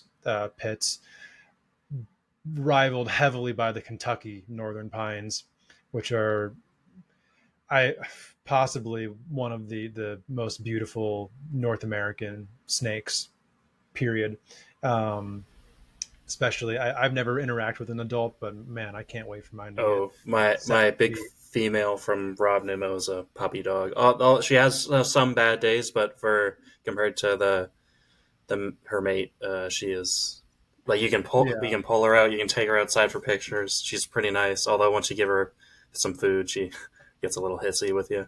But yeah, yeah, no, that they're just stunning, and like even just the variety with the limited lineage of them, sure, right? Like she's kind of one of the cleaner ones, where like she had like okay, as a baby, I think the black was a bit more defiant in it, sure, and then her yellow kind of came for it wasn't as muddy as some of the other ones you get, and then a bunch of mm. reds kind of come in as well. Oh, That'll that's cool. yeah, like you'll get some reds that start showing up. Yeah, Not like the Burlingtons or the other northern localities, but it's yeah, kind of similar. And then but then obviously you get the muddy ones, which are kind of cool in their own way as well. sure. Yeah, my male was produced by Bob Ashley, and he is like a kind of like a ghostly head. It's really cool. Um, yeah, they're great. I have a pair of black pines as well. I absolutely love those snakes. And then um, I have hypo stillwater bull snakes. For bulls, it's just those and the Kankakees, and then the Depii jani Mexican pines, and I have a pair of the Cape gophers, the vertebralis as well. Oh, and the San Diego gopher, an envy snow San Diego gopher. So yeah, Nice, nice. Those envy snows are really nice. I wish we could keep bulls and gophers here because we Mm, can't because Great Basins are native, so they kind of just ban the oh, whole species because they're all technically yeah, the same species, even though yeah. I don't know. I feel like they should just split them up I and mean, be man, easier for us to keep. for you up there in Canada to not be able to keep a snake native to San Diego because it's native to you seems like it's a little off geographically. But It I don't know. depends Yeah, where in Canada I can keep them. You can't. So it really Yeah. depends. We have no bull snakes in Ontario, so it's not an issue whatsoever for me. Okay. So That makes yeah. sense. Alberta's in the same boat because they got bulls and they did the same law where you can't keep. Although Alberta's different, you can keep like a tiger salamander because they're like all over the place. They let people keep those, but then they ban some random newt that one of my buddies got I think arrested for at one of the Jeez. show. So his Yeah. employee accidentally sent it in the box, and then Fish and Wildlife met him at the airport, and like he was in jail for like a night. So now he got like a newt tattoo just for fun. But yeah, no, they were. It was just it's like alpine newts, right? Like such like a niche Mm, thing. Probably because yeah. they could live there. Same as like Dion's rat snakes are banned there, which is like really weird. But Yeah. yeah, there's some weird laws in some places. so just by Yeah. I curiosity, are understand. you keeping all your colubrids more rack systems, or are you cages? For the Pituophis, yeah, they're all on rack systems. Right now, the only colubrids I have in cages are the Spilotes, and then my male blue beauties in a big grow tent. So, but yeah, other than that, rack systems for them. But that might change in the future as well, especially if I consolidate some projects and some space to make more room.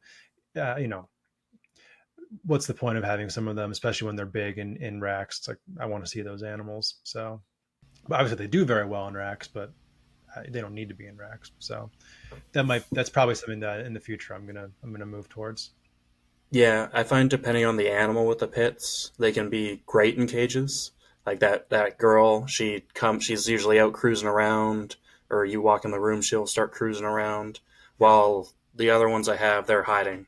Like if they're out and you come in the room, they're gone, and they never want to be Okay, touched. So interesting. it almost depends on the animal. Like maybe Yeah, it depends on exposing them when they're a bit younger, or maybe yeah, it's just ingrained in them. could be. It's hard to I say. feel like I feel like my bull snakes are a bit more flighty, but my pines they don't care at all.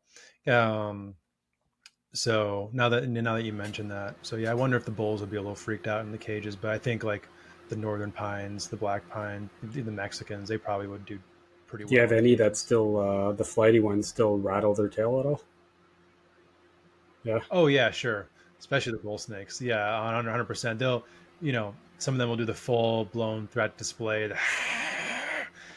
I'll be on the phone with people cleaning the rack is just to the left of me, and they're like, "What is happening over there?" I'm like, "The bull snake." That's so loud. It's pretty loud, yeah. So, Oh yeah, definitely. Have your bulls nailed you at all yet, or no? Or are they usually pretty uh, good? I don't think so. My male Stillwater hypo like attempted to woma python me like a month ago, but it's really about it. So That's the greatest verb ever. I totally get it. yeah, Oh, he I knew knew exactly what I that's meant an by it action. too. It's a verb. I love it. Yeah, Yeah, I haven't had that happen to me yet. but yeah, I I have. don't. Yeah, Now that I think about it, other than like little baby Mexican pines, I don't know if I've ever been bitten by a Pituophis.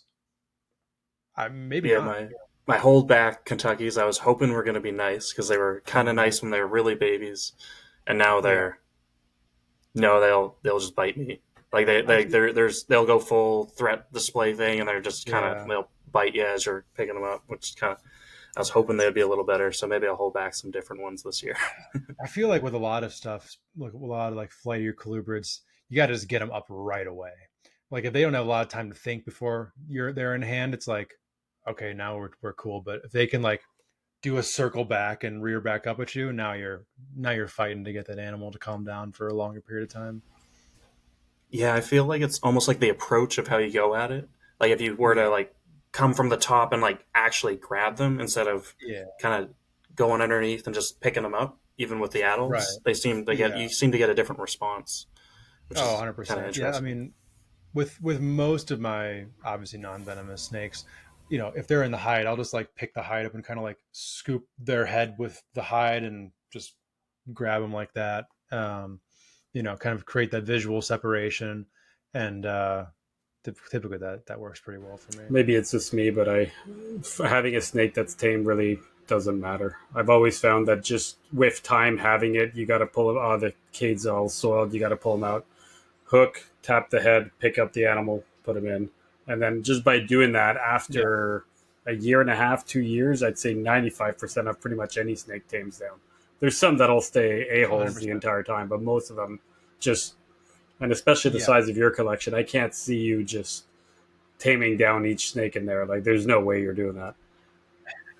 I mean, honestly, the venomous I couldn't really tell you because I don't know. But with that said, though, a lot of the rattlesnakes, they're very accustomed, all of them really, they're very accustomed to how I work them. So unless it's feeding response, really, I never open an enclosure and have a negative reaction from any of them. Um, but of every animal that I have, which right now is around 280 snakes,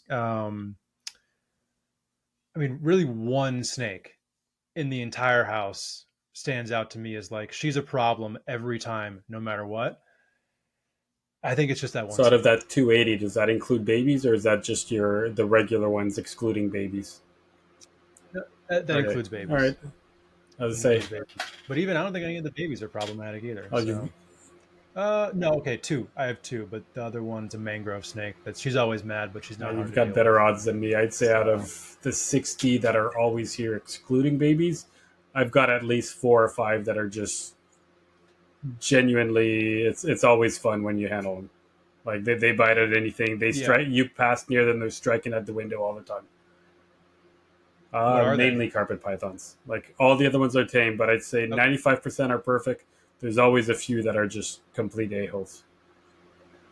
So, Yeah, yeah. That the ones that were that way for me were like some like the wild caught scrub pythons that I got when they were larger. Um, but I've either they've some of them either passed away or I've moved them to new homes since then. So yeah, at this point, I had a corner in my garage that for a while was like the corner of death, where like they'd all feed off each other, slamming the glass. But now only one of them is left in that corner, and I have her in the top cage for a reason. So I try to keep her as minimally stimulated as possible. Otherwise, it's a light show in those there. are the cages that I just put a piece of paper on top with tape on top, and it's just like it defies the whole Yeah, purpose of having cages you can see right into, right? Because I'm tired of her just seeing her yeah, face getting destroyed in the window. So yeah, absolutely. Yeah, 100%. Yeah, I got that. Just that male Kentucky is psychotic. Like he would be very good to use as a practice venomous snake because he does the full Mm-hmm. reverse. Like you go to grab him or something, he starts like the Oh my real gosh, that's the reverse, and most then annoying goes part and then about keeping spazzes out and Pituophis. does a. Oh yeah, Yeah, yeah. the bull snakes in particular, it's just like they just hit that reverse and they don't stop. I'm like, what are you doing? Stop doing what you're doing. Like this is insane. They'll Yeah, that fall on the was. floor. Like they'll Oh fall out, yeah, they'll just drop. They don't care at yeah. all. Reverse straight out the No. tub, Yeah, off the ledge, boom. it's pretty funny. So I know we didn't want to go too much into venomous today, but I'll ask just one question. How is it that you can train your body to work differently with venomous and non-venomous? Because my habits are so instilled in me. I have zero issues Mm, reaching with hands. I have zero issues reaching into a cage, yeah, picking up poop. I'm like, ah, he's far enough, right? And I can guarantee you're probably doing that in scrub cages and colubrid cages and all that, right? But then yeah, you sure. don't do it with your venomous. How is your like just like that's just Yeah, an automation? How are you able to completely make your brain separate from that? I feel like that's just an error yeah, waiting to happen. No, to keep both. Uh, sure. So I guess a couple things. One is, from the time I was pretty young, I always knew that I wanted to do venomous at some point. Whether or not I'll do it forever, I'm really not 100% sure. But it was something that like I knew I had to experience it. So from the time I was probably 13 years old, I was practicing using a hook to open cages, open tubs, take animals out, etc. Where I'm like, I just want to be so confident with a snake hook that when it comes time to learning venomous, the learning curve won't be nearly as steep, because that's the most important part, is being comfortable with the snake hook. I mean, they're all just snakes at the end of the day. There's not like venomous act differently. Rattlesnakes act like rattlesnakes, but like some non-venomous snakes act just like them. Um, so I guess that's part of it, which is like the kind of habits that you need for working venomous were just things that I kind of drilled in to my keeping routine really early on for that reason. And then also I have my venomous rooms. So when I'm in there, no snakes in there aren't venomous. So I know what I'm doing in that space. I think that helps me out big time. Where it's just like once I'm in there, that's what this is. And I only use tools. I don't like if my hand gets like if I'm reaching with my tongs to like the back of the cage, like pick up poop or something like that. It's like my hand's like there's like this invisible barrier at the entry of the cage. Like, watch out! Like, what are you doing? Like, why? Even if a snake isn't in the enclosure, like if I remove the animal, I feel so weird reaching in to grab a branch or a water bowl or something in a venomous cage that I know is empty 100%. Um, so yeah, I just think like I've just done it the same way routinely the whole time. And it's just kind of second nature. Like I don't really think about it. It's just like, all right, I have my clean tongs and my dirty tongs. I have my hook. Let's go. Let's take care of these snakes. But I think, yeah, if this room was rack of scrub pythons, rack of colubrids, viper cages, I think that would, I don't know, I wouldn't like that quite as much. I like having them just in their area where I walk in there, it's only venomous. I come out here, it's all Yeah, non-venomous. I could see that. I've worked with venomous for about 10 years, and I never did anything, dangerous. So I was only like considering the less dangerous ones, like I don't know, like Yeah. copperheads and things like that. The ones that you probably won't die, but and I did it for a little while, and I found it tough. Right. And the little reptile zoo that I worked out of, it was all mixed, right? You'd have a copperhead. It was the North Yeah. Americans. You'd have a copperhead, and beside the Yep. copperhead, you'd have indigos, and beside the indigos, you'd have a king snake, and it was going through all the cages and all Right. that. So for me, I've never had it the way you were talking about, but I can definitely see how Yeah. like that would have its advantage. I kind of keep my cages in like babies, yearlings, and then the older just purposely in my head because I'm like I do always Yeah. the young ones, the older and older and older, and to me that's a way of doing it to try to prevent spreading diseases if there was any. So, Oh, but in your case, absolutely. it's kind of like the same idea as how you would be cleaning or how you would be changing your habits. Anyway, I think it's really cool. And for the Mm. people, the few people listening, the reason I don't want to go too much into venomous, I think it'd be really cool to do a full show just venomous in the future Yeah. if you're up to it. 100%. Yeah. I'm totally Cool. down with that Yeah, idea. just the way you keep your venomous in that room, like all the locality rattlesnakes and all that, like it's super neat. Like it almost makes you think like, well, I could keep gray bandy king snakes like the same way in like a Yeah. similar Absolutely. room because they're in a similar habitat and stuff. Yeah. Like it just Great makes you point. think, well, you could utilize this whole way of keeping for like non venomous species and get the Oh, most out yeah. of keeping those species, even 100%. if most people would be like, oh, well, you can just keep it in a 32 quart tub or something. Yeah, exactly. Yeah, with these rattlesnakes, you really can't be successful with them in rack systems. Just the way that they bask, they're keeping them on heat tape. The biology of that snake just has no idea what that is. Why is the warmth coming from underneath me? Um, and just yeah, with the limited basking period, and it's very interesting. One of my favorite parts about it is just the room itself, the different climate, the way that it shifts throughout the day. Setting up the enclosures, like I'll just walk through, just take a look at everybody, and like that alone is probably the most gratifying part of the process. Is just kind of having this like little exhibit hall in my house. That's probably the coolest part with all these snakes that look relatively similar to one another, but are massively different when you get into the minutia. Oh yeah, even just each locality, and some of the females, I know of some of them Yeah. have a different color than the Hmm. males and whatnot. Definitely. Yeah, Have you? absolutely. I think yeah. I think we can easily divulge into 2 hours of just talking about that. Maybe Yeah, pivot for sure. back to the Pituophis a little bit. Yeah.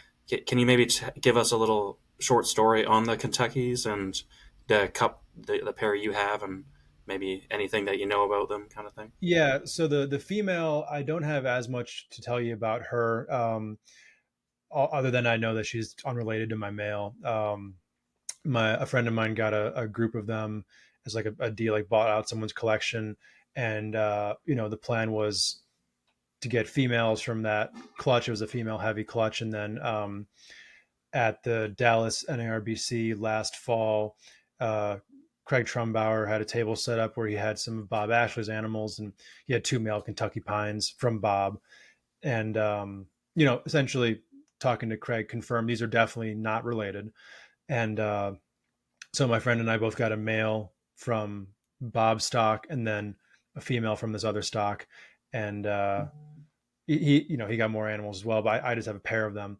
so that's my pair, and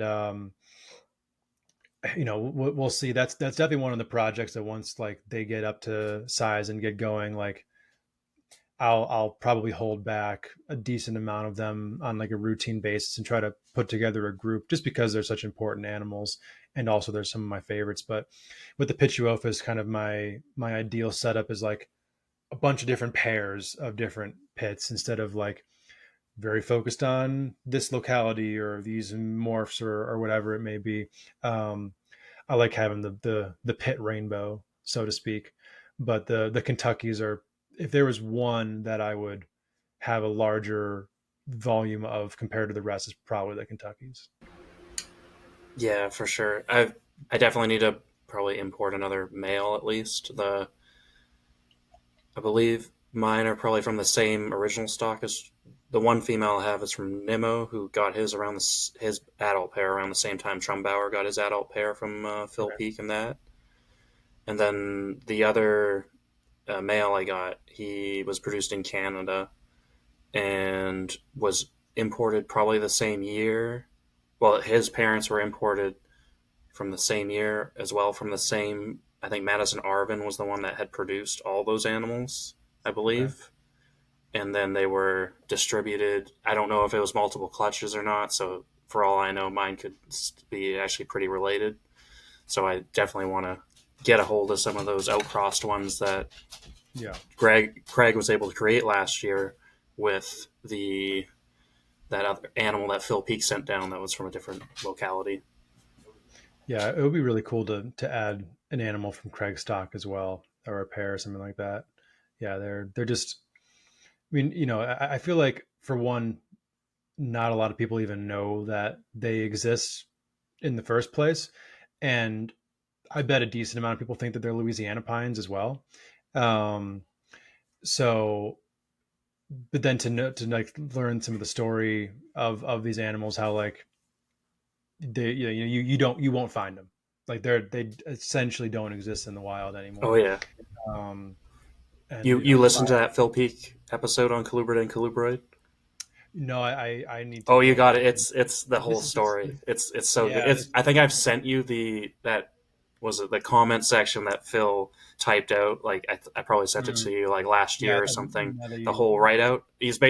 basically tells a whole story on the podcast, and it's a great Okay. summary of everything that's kind of going on.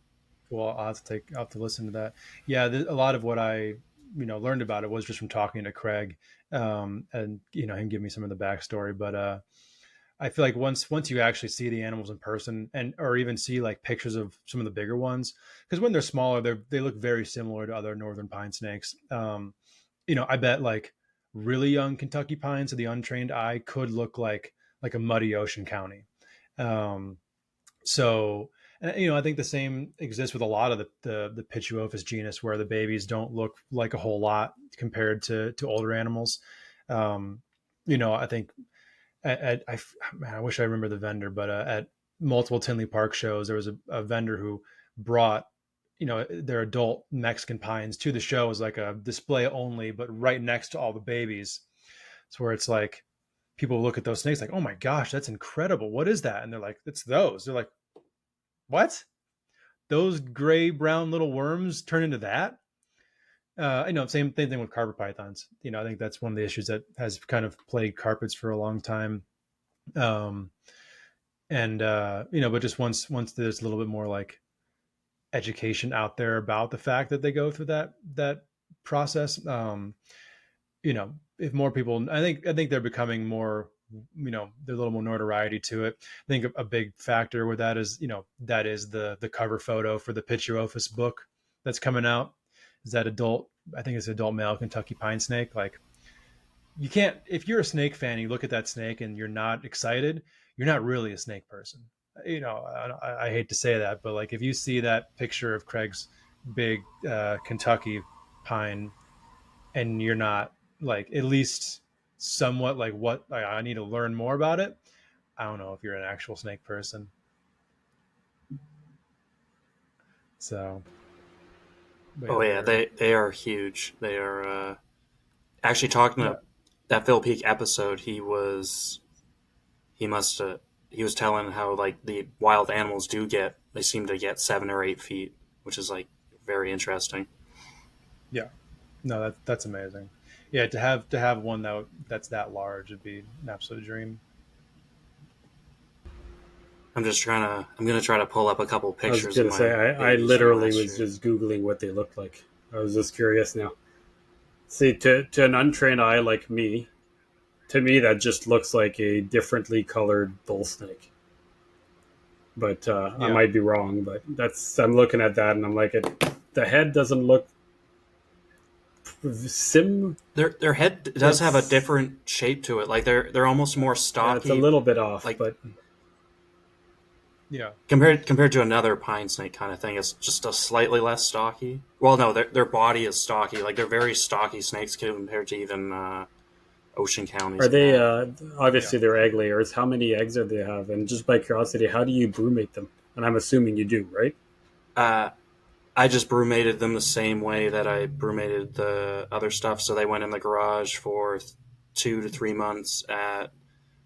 It ranged from it got in down into the 40s, high 40s, and mostly in the 50s for that time period. And then I brought them up beginning of February. Started pairing them right away, even though I don't think mine don't seem to take till probably a couple months, probably like a month or two in, you notice them starting to lock up. First year I didn't even see them lock, and I got 7 perfect eggs. This year I got 9. So, and they're both times perfect. She went when she was 3, so I probably might have pushed her a little bit with that. Okay. But they were all perfect, all healthy. She was good, and she went again this year and had 9, which seems to be, well, actually I think Rob Nemo had like 12 or 13 one of his second or third From a years. Kentucky. Yeah, like they seem to, like as Wow. they get Okay. bigger, right? Like eventually, like if it is a 7 or 8 foot animal, like I'm assuming they can Yeah. probably have like these are Sure. not small eggs. Like these They're are giant eggs, right? Yeah. they're huge. Like when they're gravid, you're like they're gravid. It's not like they're hiding Yeah. anything. How big was your female when she was 3? I think she was like 5.5 feet. So like it Okay. was like borderline, but then as soon as she like had Yeah. the eggs, it was like okay, she's big enough. But it was like kind of like just Yeah. in time. I should have Like, waited another year because now would a she's would a medium rat have like left a good lump in her at that? I'm trying to get a not gauge a of how. good lump. Like Okay, like she like could handle a a medium large lump. rat would have left a lump. Okay. Okay. So like So I mean yeah, that's a pretty substantial snake for sure. yeah. I guess That's just hearing Craig's 7 foot story, it's like, eh. sure. But then I have also seen my buddies, leucistics and blacks, and I'm like, well, she's bigger than that, and his Yeah. animals are like 7, 8 years old, so it's like, okay, so I guess I am on the right track. Yeah. I mean, because I, at least in my limited experience, like with my Kankakee and my Janai, like I bred the females at 3 years old, and they had an okay clutch. I guess I'll see this year with the Kankakees, but with the Janai, every subsequent clutch just kept getting better and better, and it didn't seem like, yeah, it's amazing, but it didn't seem like that first year was a detriment to her. like maybe how like if you push a python or a boa to breed too young, you might kind of stunt their reproductive potential going forward. But I'm not sure. Like, do you think with pits it would be similar, or do you think that they can bounce that first smaller clutch is just kind of maybe part of their process? She bounced back pretty well. Like I just kept feeding her like the once a week afterwards, and she'll take like I obviously start off a little slower, but then they don't seem to double clutch, so I wasn't really worried about that. Yeah. Just pounded her once every week. Okay. There's a few times where I gave her like 2 weeks between meals just to make sure she wasn't eating too much Yeah. because they do hold weight once they get weight. Sure. So yeah, it was just like a medium rat or a couple quail, like switch it up a bit. So Okay. yeah, yeah, Got no, it. they she bounced back. She was looking great in the spring. Paired her again. Obviously, after she laid this last clutch, she looked deflated, but then she like other than like obviously she's gonna look deflated when they have eggs this Or and big. when the clutch size increases the way that it did. Yeah, and Okay. yeah, I haven't seen too many like all out of all the babies I hatched out last year. They all looked good except for like the one male I held back. Like I noticed after like 6 months that it had like maybe like the ever little kink on the end of it, just like once like it was Mm, just like almost as if maybe it wasn't born like that because I didn't catch it until then. sure. But Okay. I don't think I'm gonna breed that male, so I'm gonna hold back a different male this time. Okay. But Makes every sense. I didn't notice anything else with any of the babies. So yeah, no, like it's hard to tell with them because I've definitely heard Yeah. from other people that you could get some inbreeding stuff going on. I think I heard that from Yeah. you as well.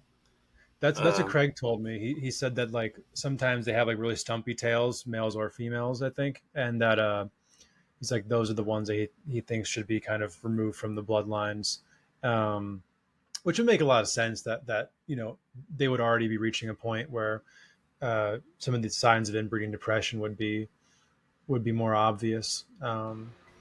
it might even be the outcrossing almost, right? Like when you because they're from they're originally collected from 2 to 3 different localities depending on the animals you have, Mhm. and maybe just that crossing of already inbred genes that maybe were fine in their own pockets, then get Mm. crossed, and then I think Nick Muttons talked about it a little bit, maybe with the that may be causing some defects, but I don't I know. find it That I would find it be something to look always into. interesting when people talk about inbreeding because we can probably name about like 20 different species where there was only like 2 or 3 or 4 animals collected ever, and the entire captive industry is based on those 4 animals, right?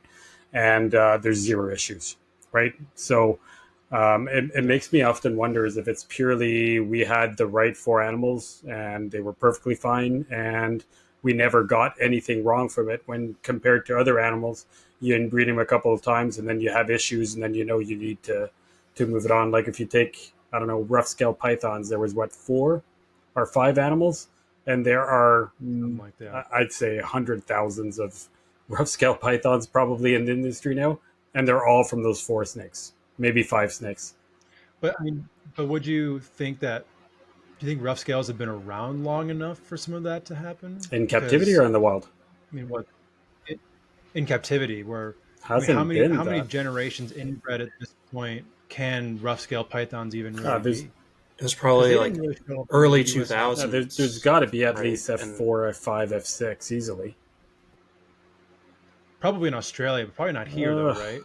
Because I feel like the first ones weren't really bred until like the early 2010s because they yeah, didn't really but they were become probably already available second gen, widespread. you're at least maybe. at It's F4 hard Yeah, to if not say. F5, and even then yeah, that would be yeah, brother to sure. sister to brother to mother and continuously, right? So Yeah, I know 100%. Like kind of, take those compared to a carpet python that's been around for a lot longer. Like how many more generations inbred may some like locality specific carpet be than a rough scale python? I no, don't fair know. This enough. this is speculation. Um, I just my only experience with that was with the inland carpets that I bred that were a sibling pair, and you know it's hard to pinpoint where issues came from, but the babies were like really difficult, and I lost a couple of them. Where I'm like, I haven't had this with other python species, but maybe it was I a have two gestation problem or an completely incubation problem. unrelated inlands. One's Schofield, one's Mog, and the 11 babies that Mhm. I've had right now are not one of them's eating, and they're about 5 weeks old. So it's not just you. Yeah. I think they just. I'm struggling like Oh hell, yeah, and I yeah, can tell you it's not inbreeding in my case.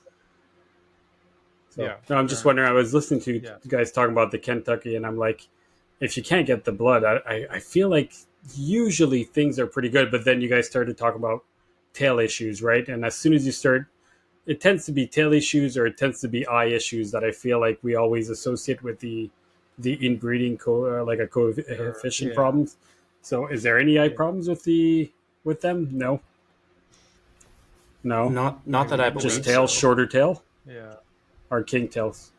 Yeah, like you can tell. I think I've seen some pictures where it just like looks like the tails, like it just looks like they're missing like a chunk of scales, and like the tail's just kind of smaller Because almost. see, when I hear that and you're telling, well, you don't breed the one with the short tails, you breed their brother that has a nice tail. In my opinion, the brother's as screwed up as the other one. Because if those genes have been passed down, the brother's probably as inbred and has probably many of the same genes as the other. But that's just where my brain goes.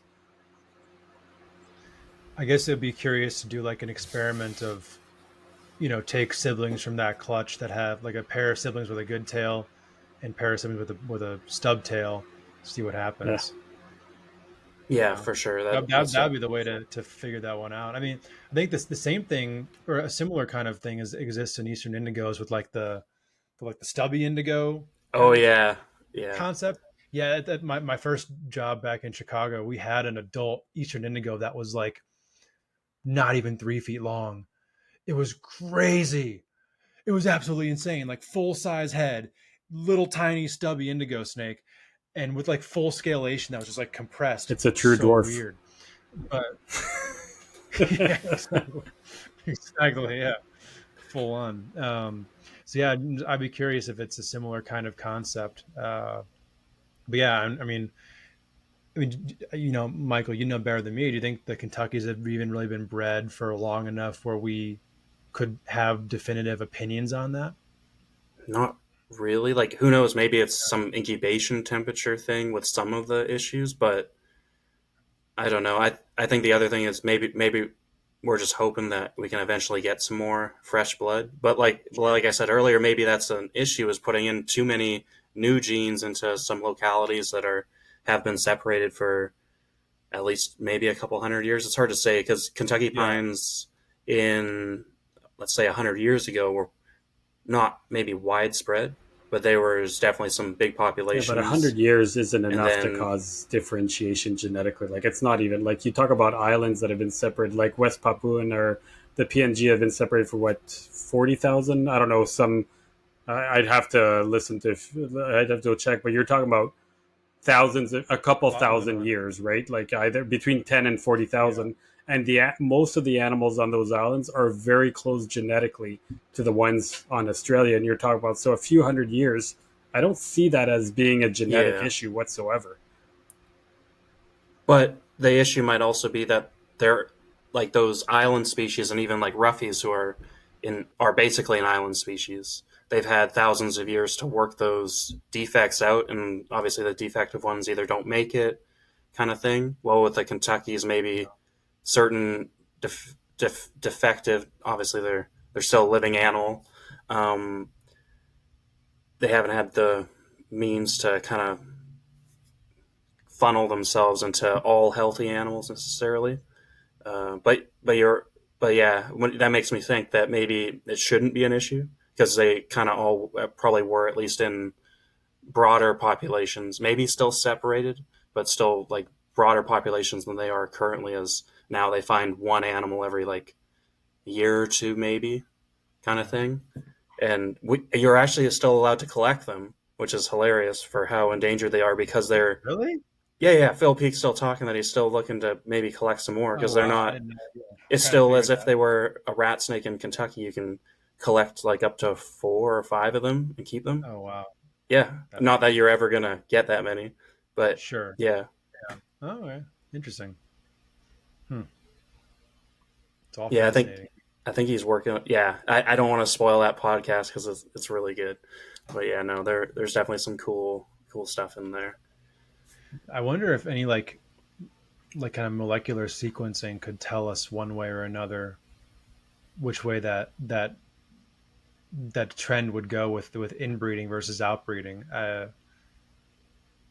feel like there's so much emphasis in the hobby on outcross, outcross, outcross, outcross, but who's to say that two deleterious genes could hit each other and just wreak havoc on the that lineage? I don't know. Yeah, for sure. They definitely have a lot of jarred animals because when they made like Mammoth Cave National Park, they plowed a whole road through there, and that was Mm, in the 1930s, and there was Kentucky's all over there because the forest itself, it's kind of like Massasaugas, where Massasauga populations in the Northeast have plummeted due to not as much burning and not as much kind of because they not that they need the same habitat, but like Massasaugas like their crayfish burrow habitat and like marshlands kind of thing. So they need the open. They need the sky to be open. They can't have trees and mm, everything all over top. While the Kentuckies need the openness and the pine forests yeah, and kind of sandhill ish, which is like why Kentucky's already like a hard spot because there's not much of that there. And then sure. when fires don't commonly go through there anymore because we stop that from happening, it decreases their habitat so much on top of Mm, civilization. You kind of it really hinders those populations. I think yeah, is yeah. sure. I don't know. Going back to the inbreeding, I feel like the hobby inbreeds more than you can imagine. Like, think of how many people go at the show and they Oh, buy sure. a pair, right? You buy a pair from this guy, you buy a pair. You're buying brothers and sisters 99% of the time. You know what I mean? And everybody Yeah, does it. And I don't try to stop people from doing it because you know what? Like, I feel like it's 99% of the time, it's not an issue. Like, with almost any reptiles, it tends to be like we tend to have very little issues from it. Like if you look at mammals, mammals purposefully have ways of preventing the young from breeding back to the adults. But with reptiles, there's none of that. Like none at all. There's nothing mm, stopping from your young growing up to breeding back to the adults in the wild. So I feel like if it was an issue in the wild, it would have cleaned itself out of it. It would have found a way to prevent it from happening. sure. So, and in captivity, we're no better. Like we, if anything, we Yeah, encourage inbreeding, the way that people sell their animals, the way that you go to shows and, oh, you want a pair? Of course, here, have two. No, it's not like only buy my male. You can go buy the female at that table. You never see somebody say that, right? Well, you might, but you get what I mean. yeah, Like overall, like sure. we're Yeah, I mean, certain people. anyway. Just a thought.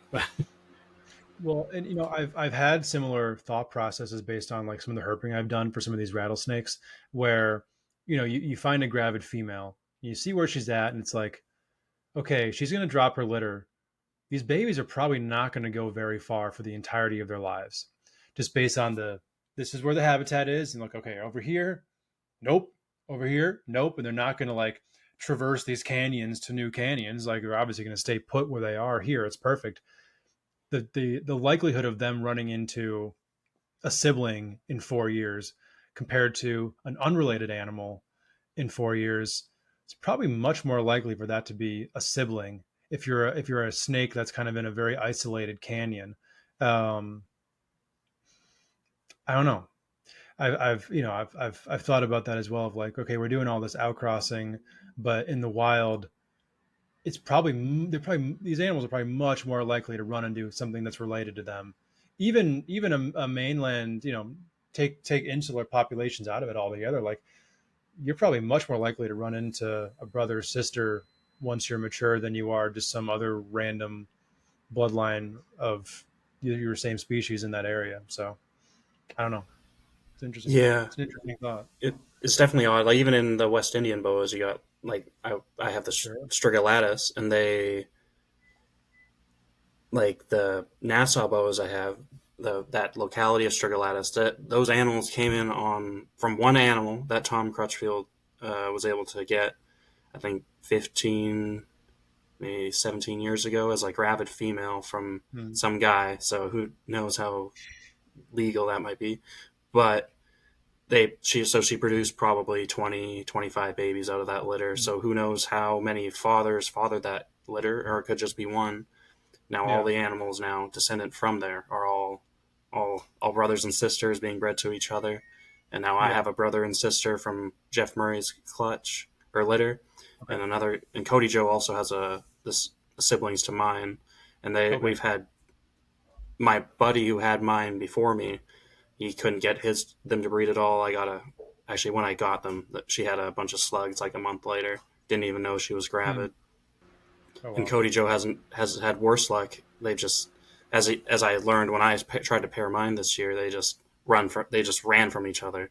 They both got, like, they knew they were really keyed in on each other, but they just ran from each other. So maybe that's just how this. It sounds like might be just how the species is, but Interesting.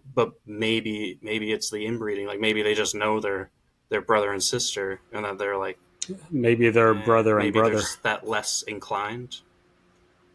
No, mine for sure aren't.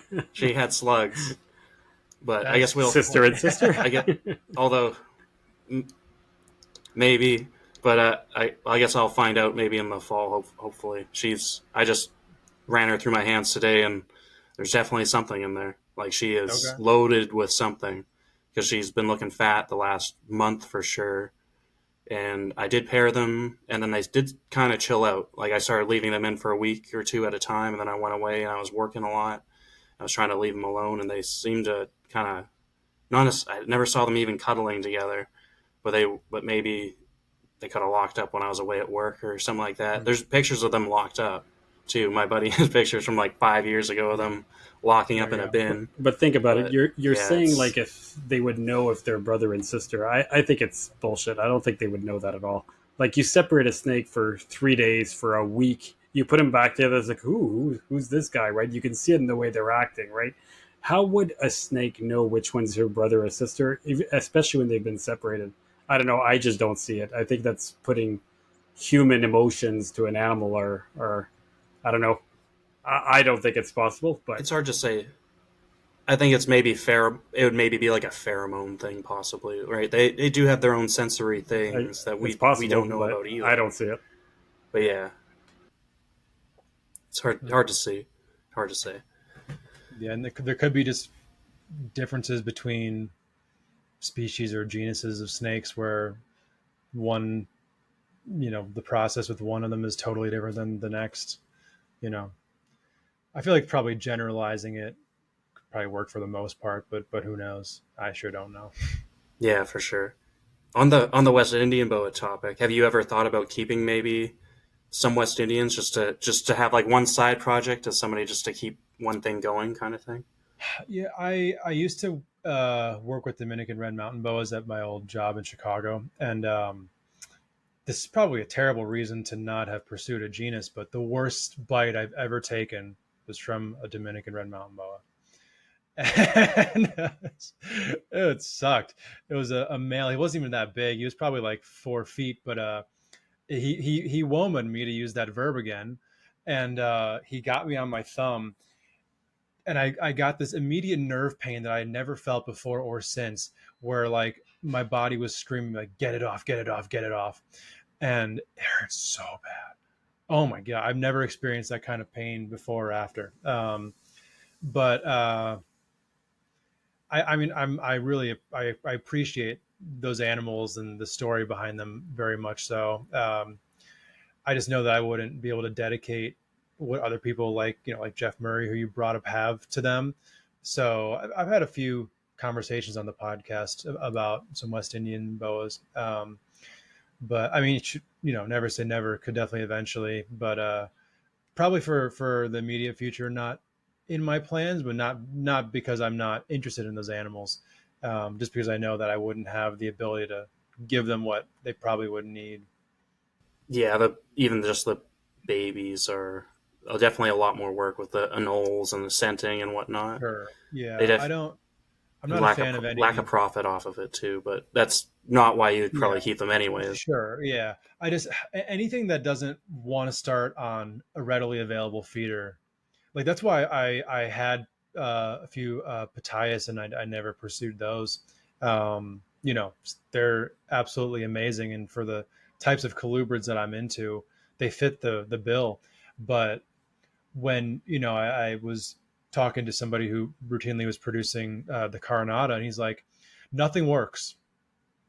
You just hope they eventually decide that they want to eat something, and maybe that takes a year, maybe they die. It's like,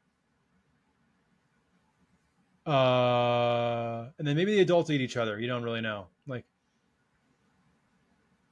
you know what? I am not gonna do that. I love the Mexican pine snakes. Like, set them all up, put fuzzy in there, and they're all gone the next day. Oh Next week, yeah, put a frozen thawed fuzzy in there. They're all gone. I'm like, this is oh so yeah. great. Those Kentuckies last year, I think I threw in like a hopper because they were so big. It was like threw in frozen hoppers. I think Yep. 6 of the 7 just took first night, Yeah. drop fed, boom, done. Yep. Yeah, that's like with the scrubs. Typically, like the first round of feeding, like a few of them will take. The next round, a few more will take, and some clutches there's one or two that want quail. Keep them on quail until they get off.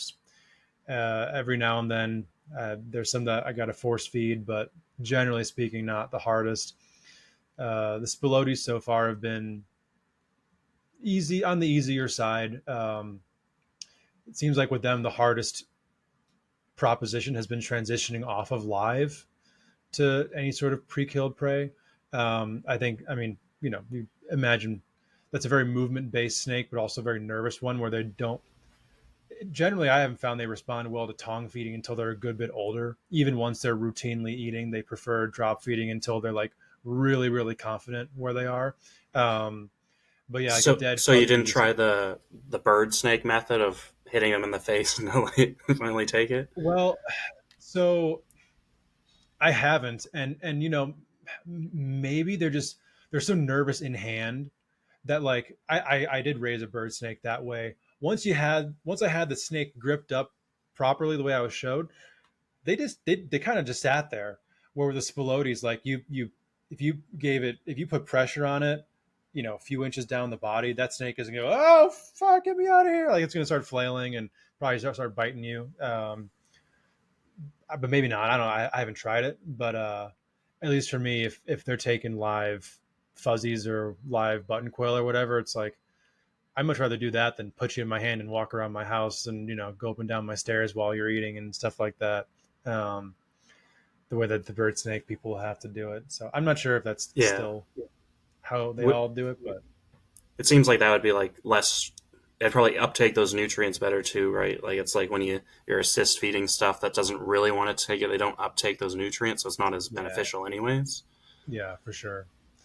No, Yeah, those definitely. bird snakes do, even from Jason's video, right? Like you can tell that they just look chill, right? And I Yeah, can probably, I think I can yeah, picture those Spilotes just kind of flipping out in your hand, even if yeah. you did They're have a, yeah, they're very different. Yeah, I used to have a Pacillonotus, and then what now I know to be Sex carinatus, previously Polylepis, was sold as a Pacillonotus.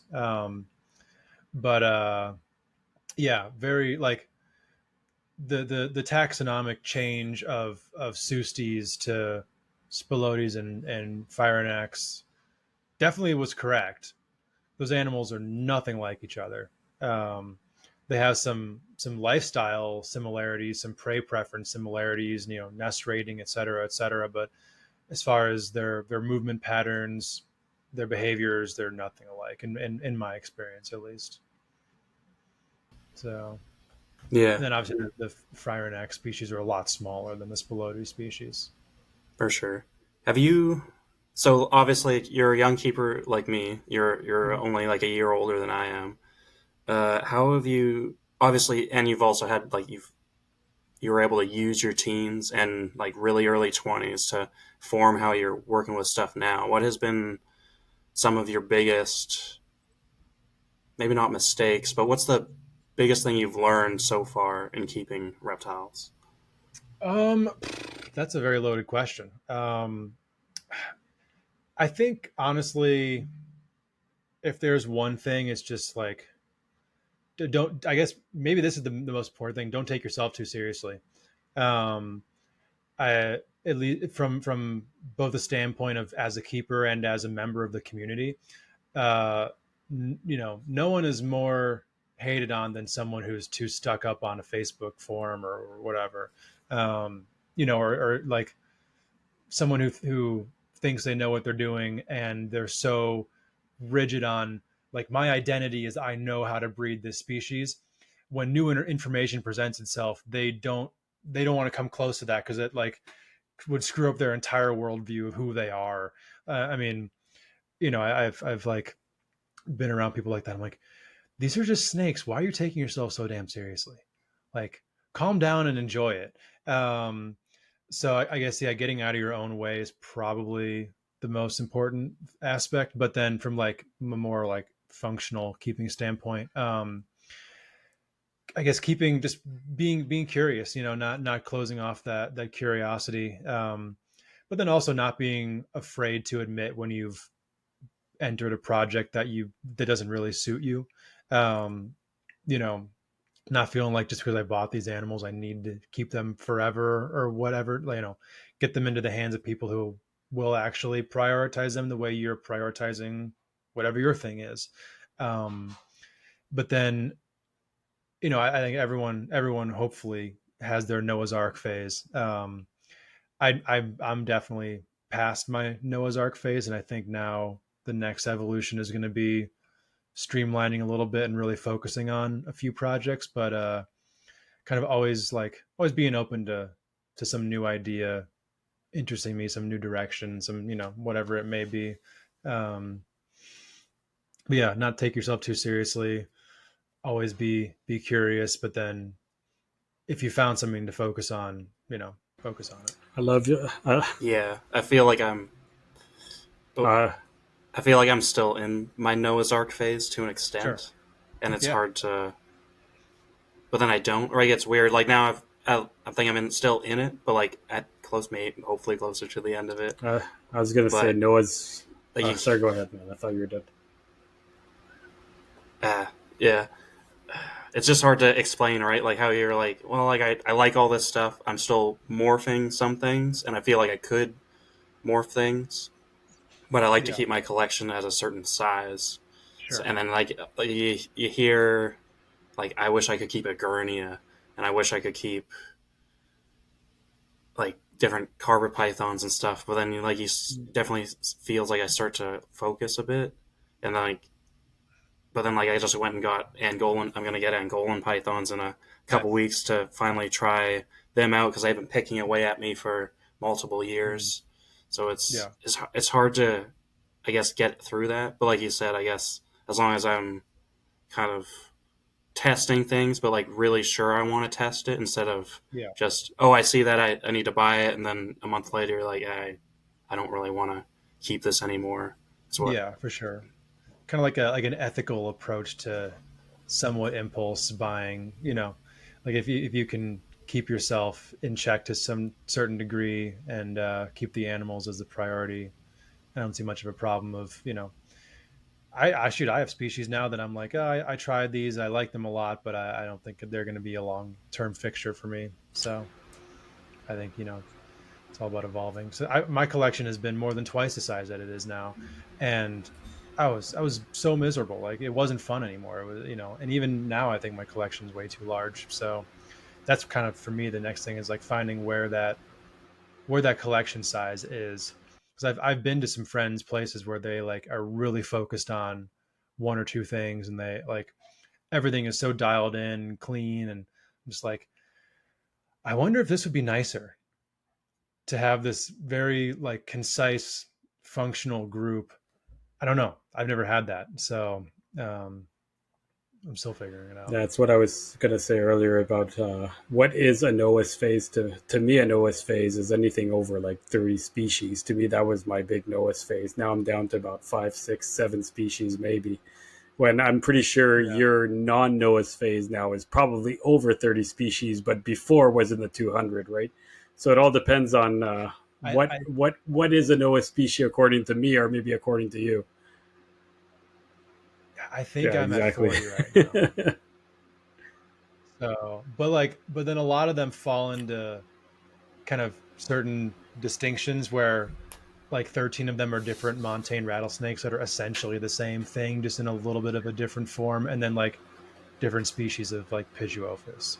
Um, you know, but still, I agree. I'm definitely I'm a little spread thin, a little bit too Noah's Arky It's if it still. works for you, right? Like for everybody's Yeah, got yeah, their different absolutely. thing that works. Like for me initially it was only Australia. Now it's Australia, maybe a little bit off to Indonesia, but it's still all inside that little thing. I had Angolan pythons, and it sounds like the weirdest thing, but one thing that bothered me is was the only animal that didn't fit the location where everything came from. It was literally the only one. And I'm Mm, like, there was a lot of other things, but that was one of the things that did bother me. I'm like, it doesn't fit. It just doesn't fit. Although it bred and did everything perfectly in my room, but I was like, yeah, it's not really my. It's not in my little niche area. So, sure. Yeah, 100%. all right, Yeah. Michael, you got anything more you want to hit up, or you want to do a closing question? I think my questions can probably be saved for the next time we have Steven on. Or actually, one. Let's do one more. Did you have a final question you Okay. wanted to How ask about one Dominic? quick Or one? If you could breed any scrub python and finally have success, which one would it be? Yeah. Moluccans at this point.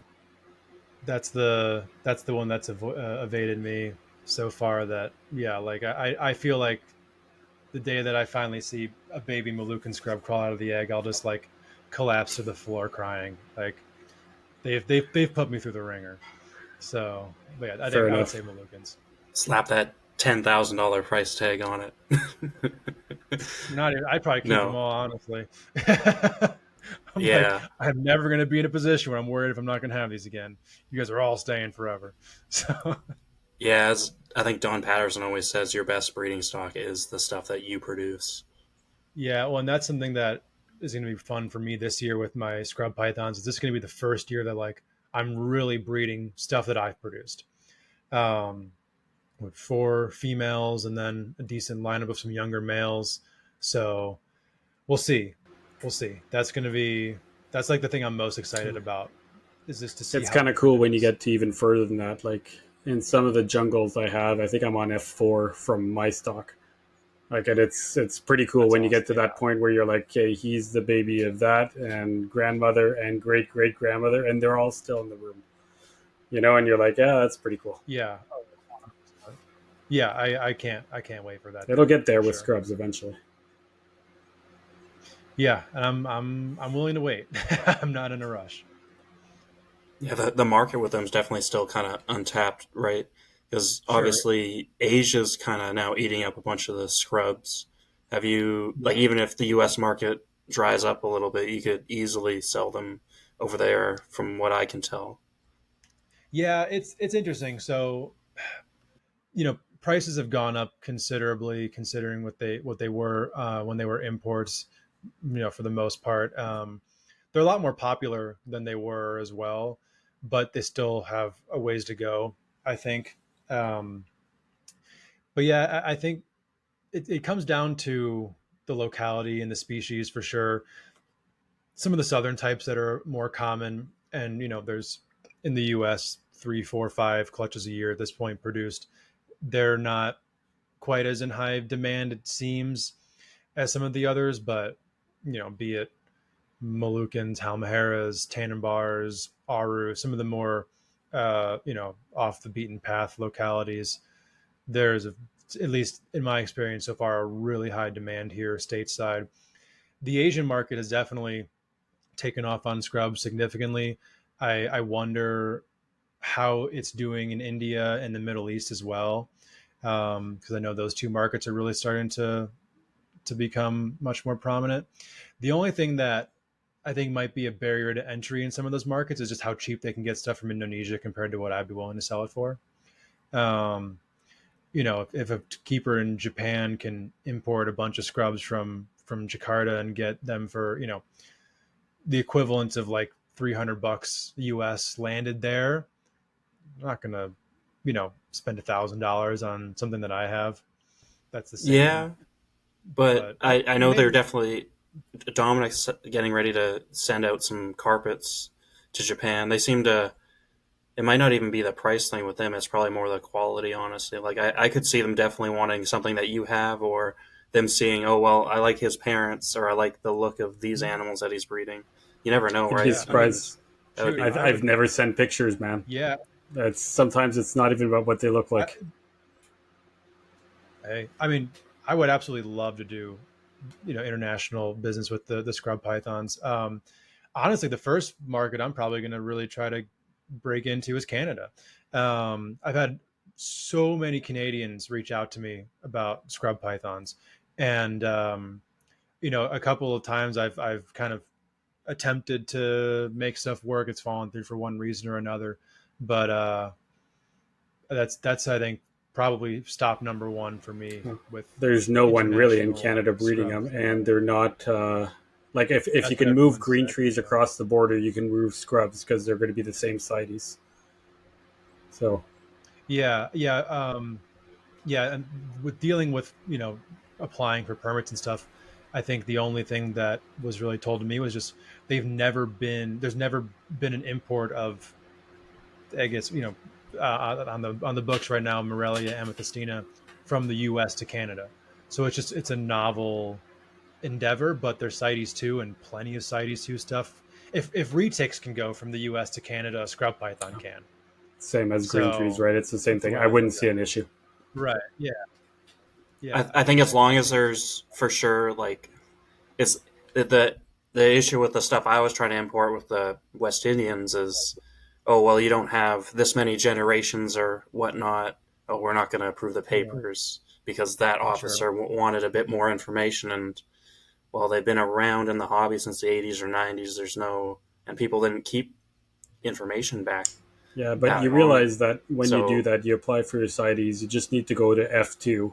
And applying to F2, you just need to send a letter to a certain someone that would have had them and get them to put their signature on it. And then all of a yeah, sudden you that's what they have did. the next generation. And like, I'm not going to Mm. say too much, but it's not hard to obtain. You can prove lineage very Sure. easily Yeah, if you can read between the lines. yeah. That was yeah, the Bahamas I was trying to get did have that, and they did send in all the information. They still like, oh well, we want a little more than that, and we didn't have any more than that. Even though the animals are like they're captive bred, nothing's left the Bahamas in Yeah. at least 30 years probably. So yeah, it's I guess it depends on like for sure that stuff's gonna pass easily, right? Like it like stuff comes in from Indo all the time. It's obvious, like it's like you can. I don't think it would be that hard at all. Same Yeah. I with mean, like the green trees. yeah, like there aren't like smuggled, commonly available legal species coming out of a country like Indonesia. Like there would be no purpose. So, Yeah, for sure. Very cool, very cool. Well, Stephen, before we go any further, I want to again say a million thank you. You're a wealth of knowledge. It's freaking oh, awesome having you on. Love listening to your podcast. Do you want to just maybe thank you. drop us a line of where people can reach you, where we could listen to you, et cetera, et cetera? Sure. So for social media, I'm on Instagram at Scrub Shepherd, Steven Kush on Facebook, and then YouTube as well. Steven Kush or at Kush Reptile. That's where I do kind of like vlog style videos.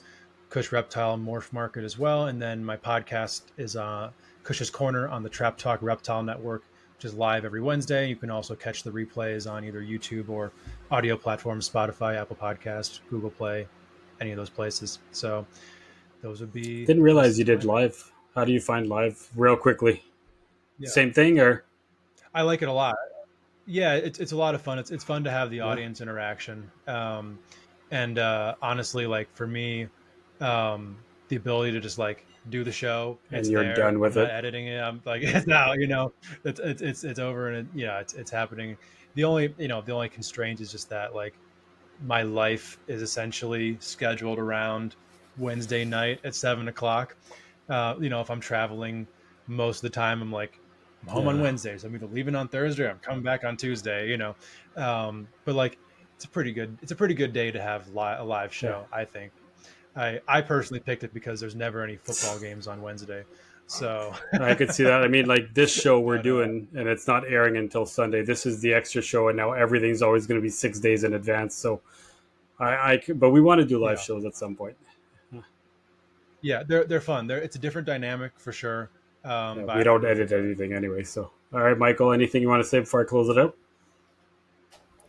No, I just want to say thank you, Steven. And it's awesome to Yeah, see a fellow young herper that's doing a lot of good for the hobby and definitely a leader in the hobby and probably going to help lead this community into the future for hopefully years to come. I appreciate that, and I hope I can. And yeah, the younger generation, it's we don't have quite as many of us as past generations when they were our age, but there are some really good keepers in their early mid 20s that are coming up. So yeah, there's it should be fun. I think a lot of us have a really good mindset about the industry as well. So it'll be cool to see how that changes over time and how that evolves the industry as Yeah, you know what? It's not about age. Like you're the age of my oldest son. So just to yeah. give you an idea, and you know what? I look up to you when it comes to scrub and many other things. So I Thank you. value your opinion, Appreciate value that what a you have lot. to say, and that's why we bring you on, right? Uh, Thank you. I I mean, don't know, it's a of pleasure. course. So for Michael, if you want to reach him, Facebook, Michael Gillian. For myself, Facebook, Dominic Carbonneau, or Instagram, Dom's Reptiles. For the podcast, it would be Reptile Rejects. We are on every platform: YouTube, Spotify, Apple Podcasts. I think the Google one, which I don't even know what the one that is, but whatever it is for the other ones, it's on there too. Give us a like, give us a follow, and everybody, thanks a lot for listening, and we'll see you next time on Reptile Rejects. Take care, guys.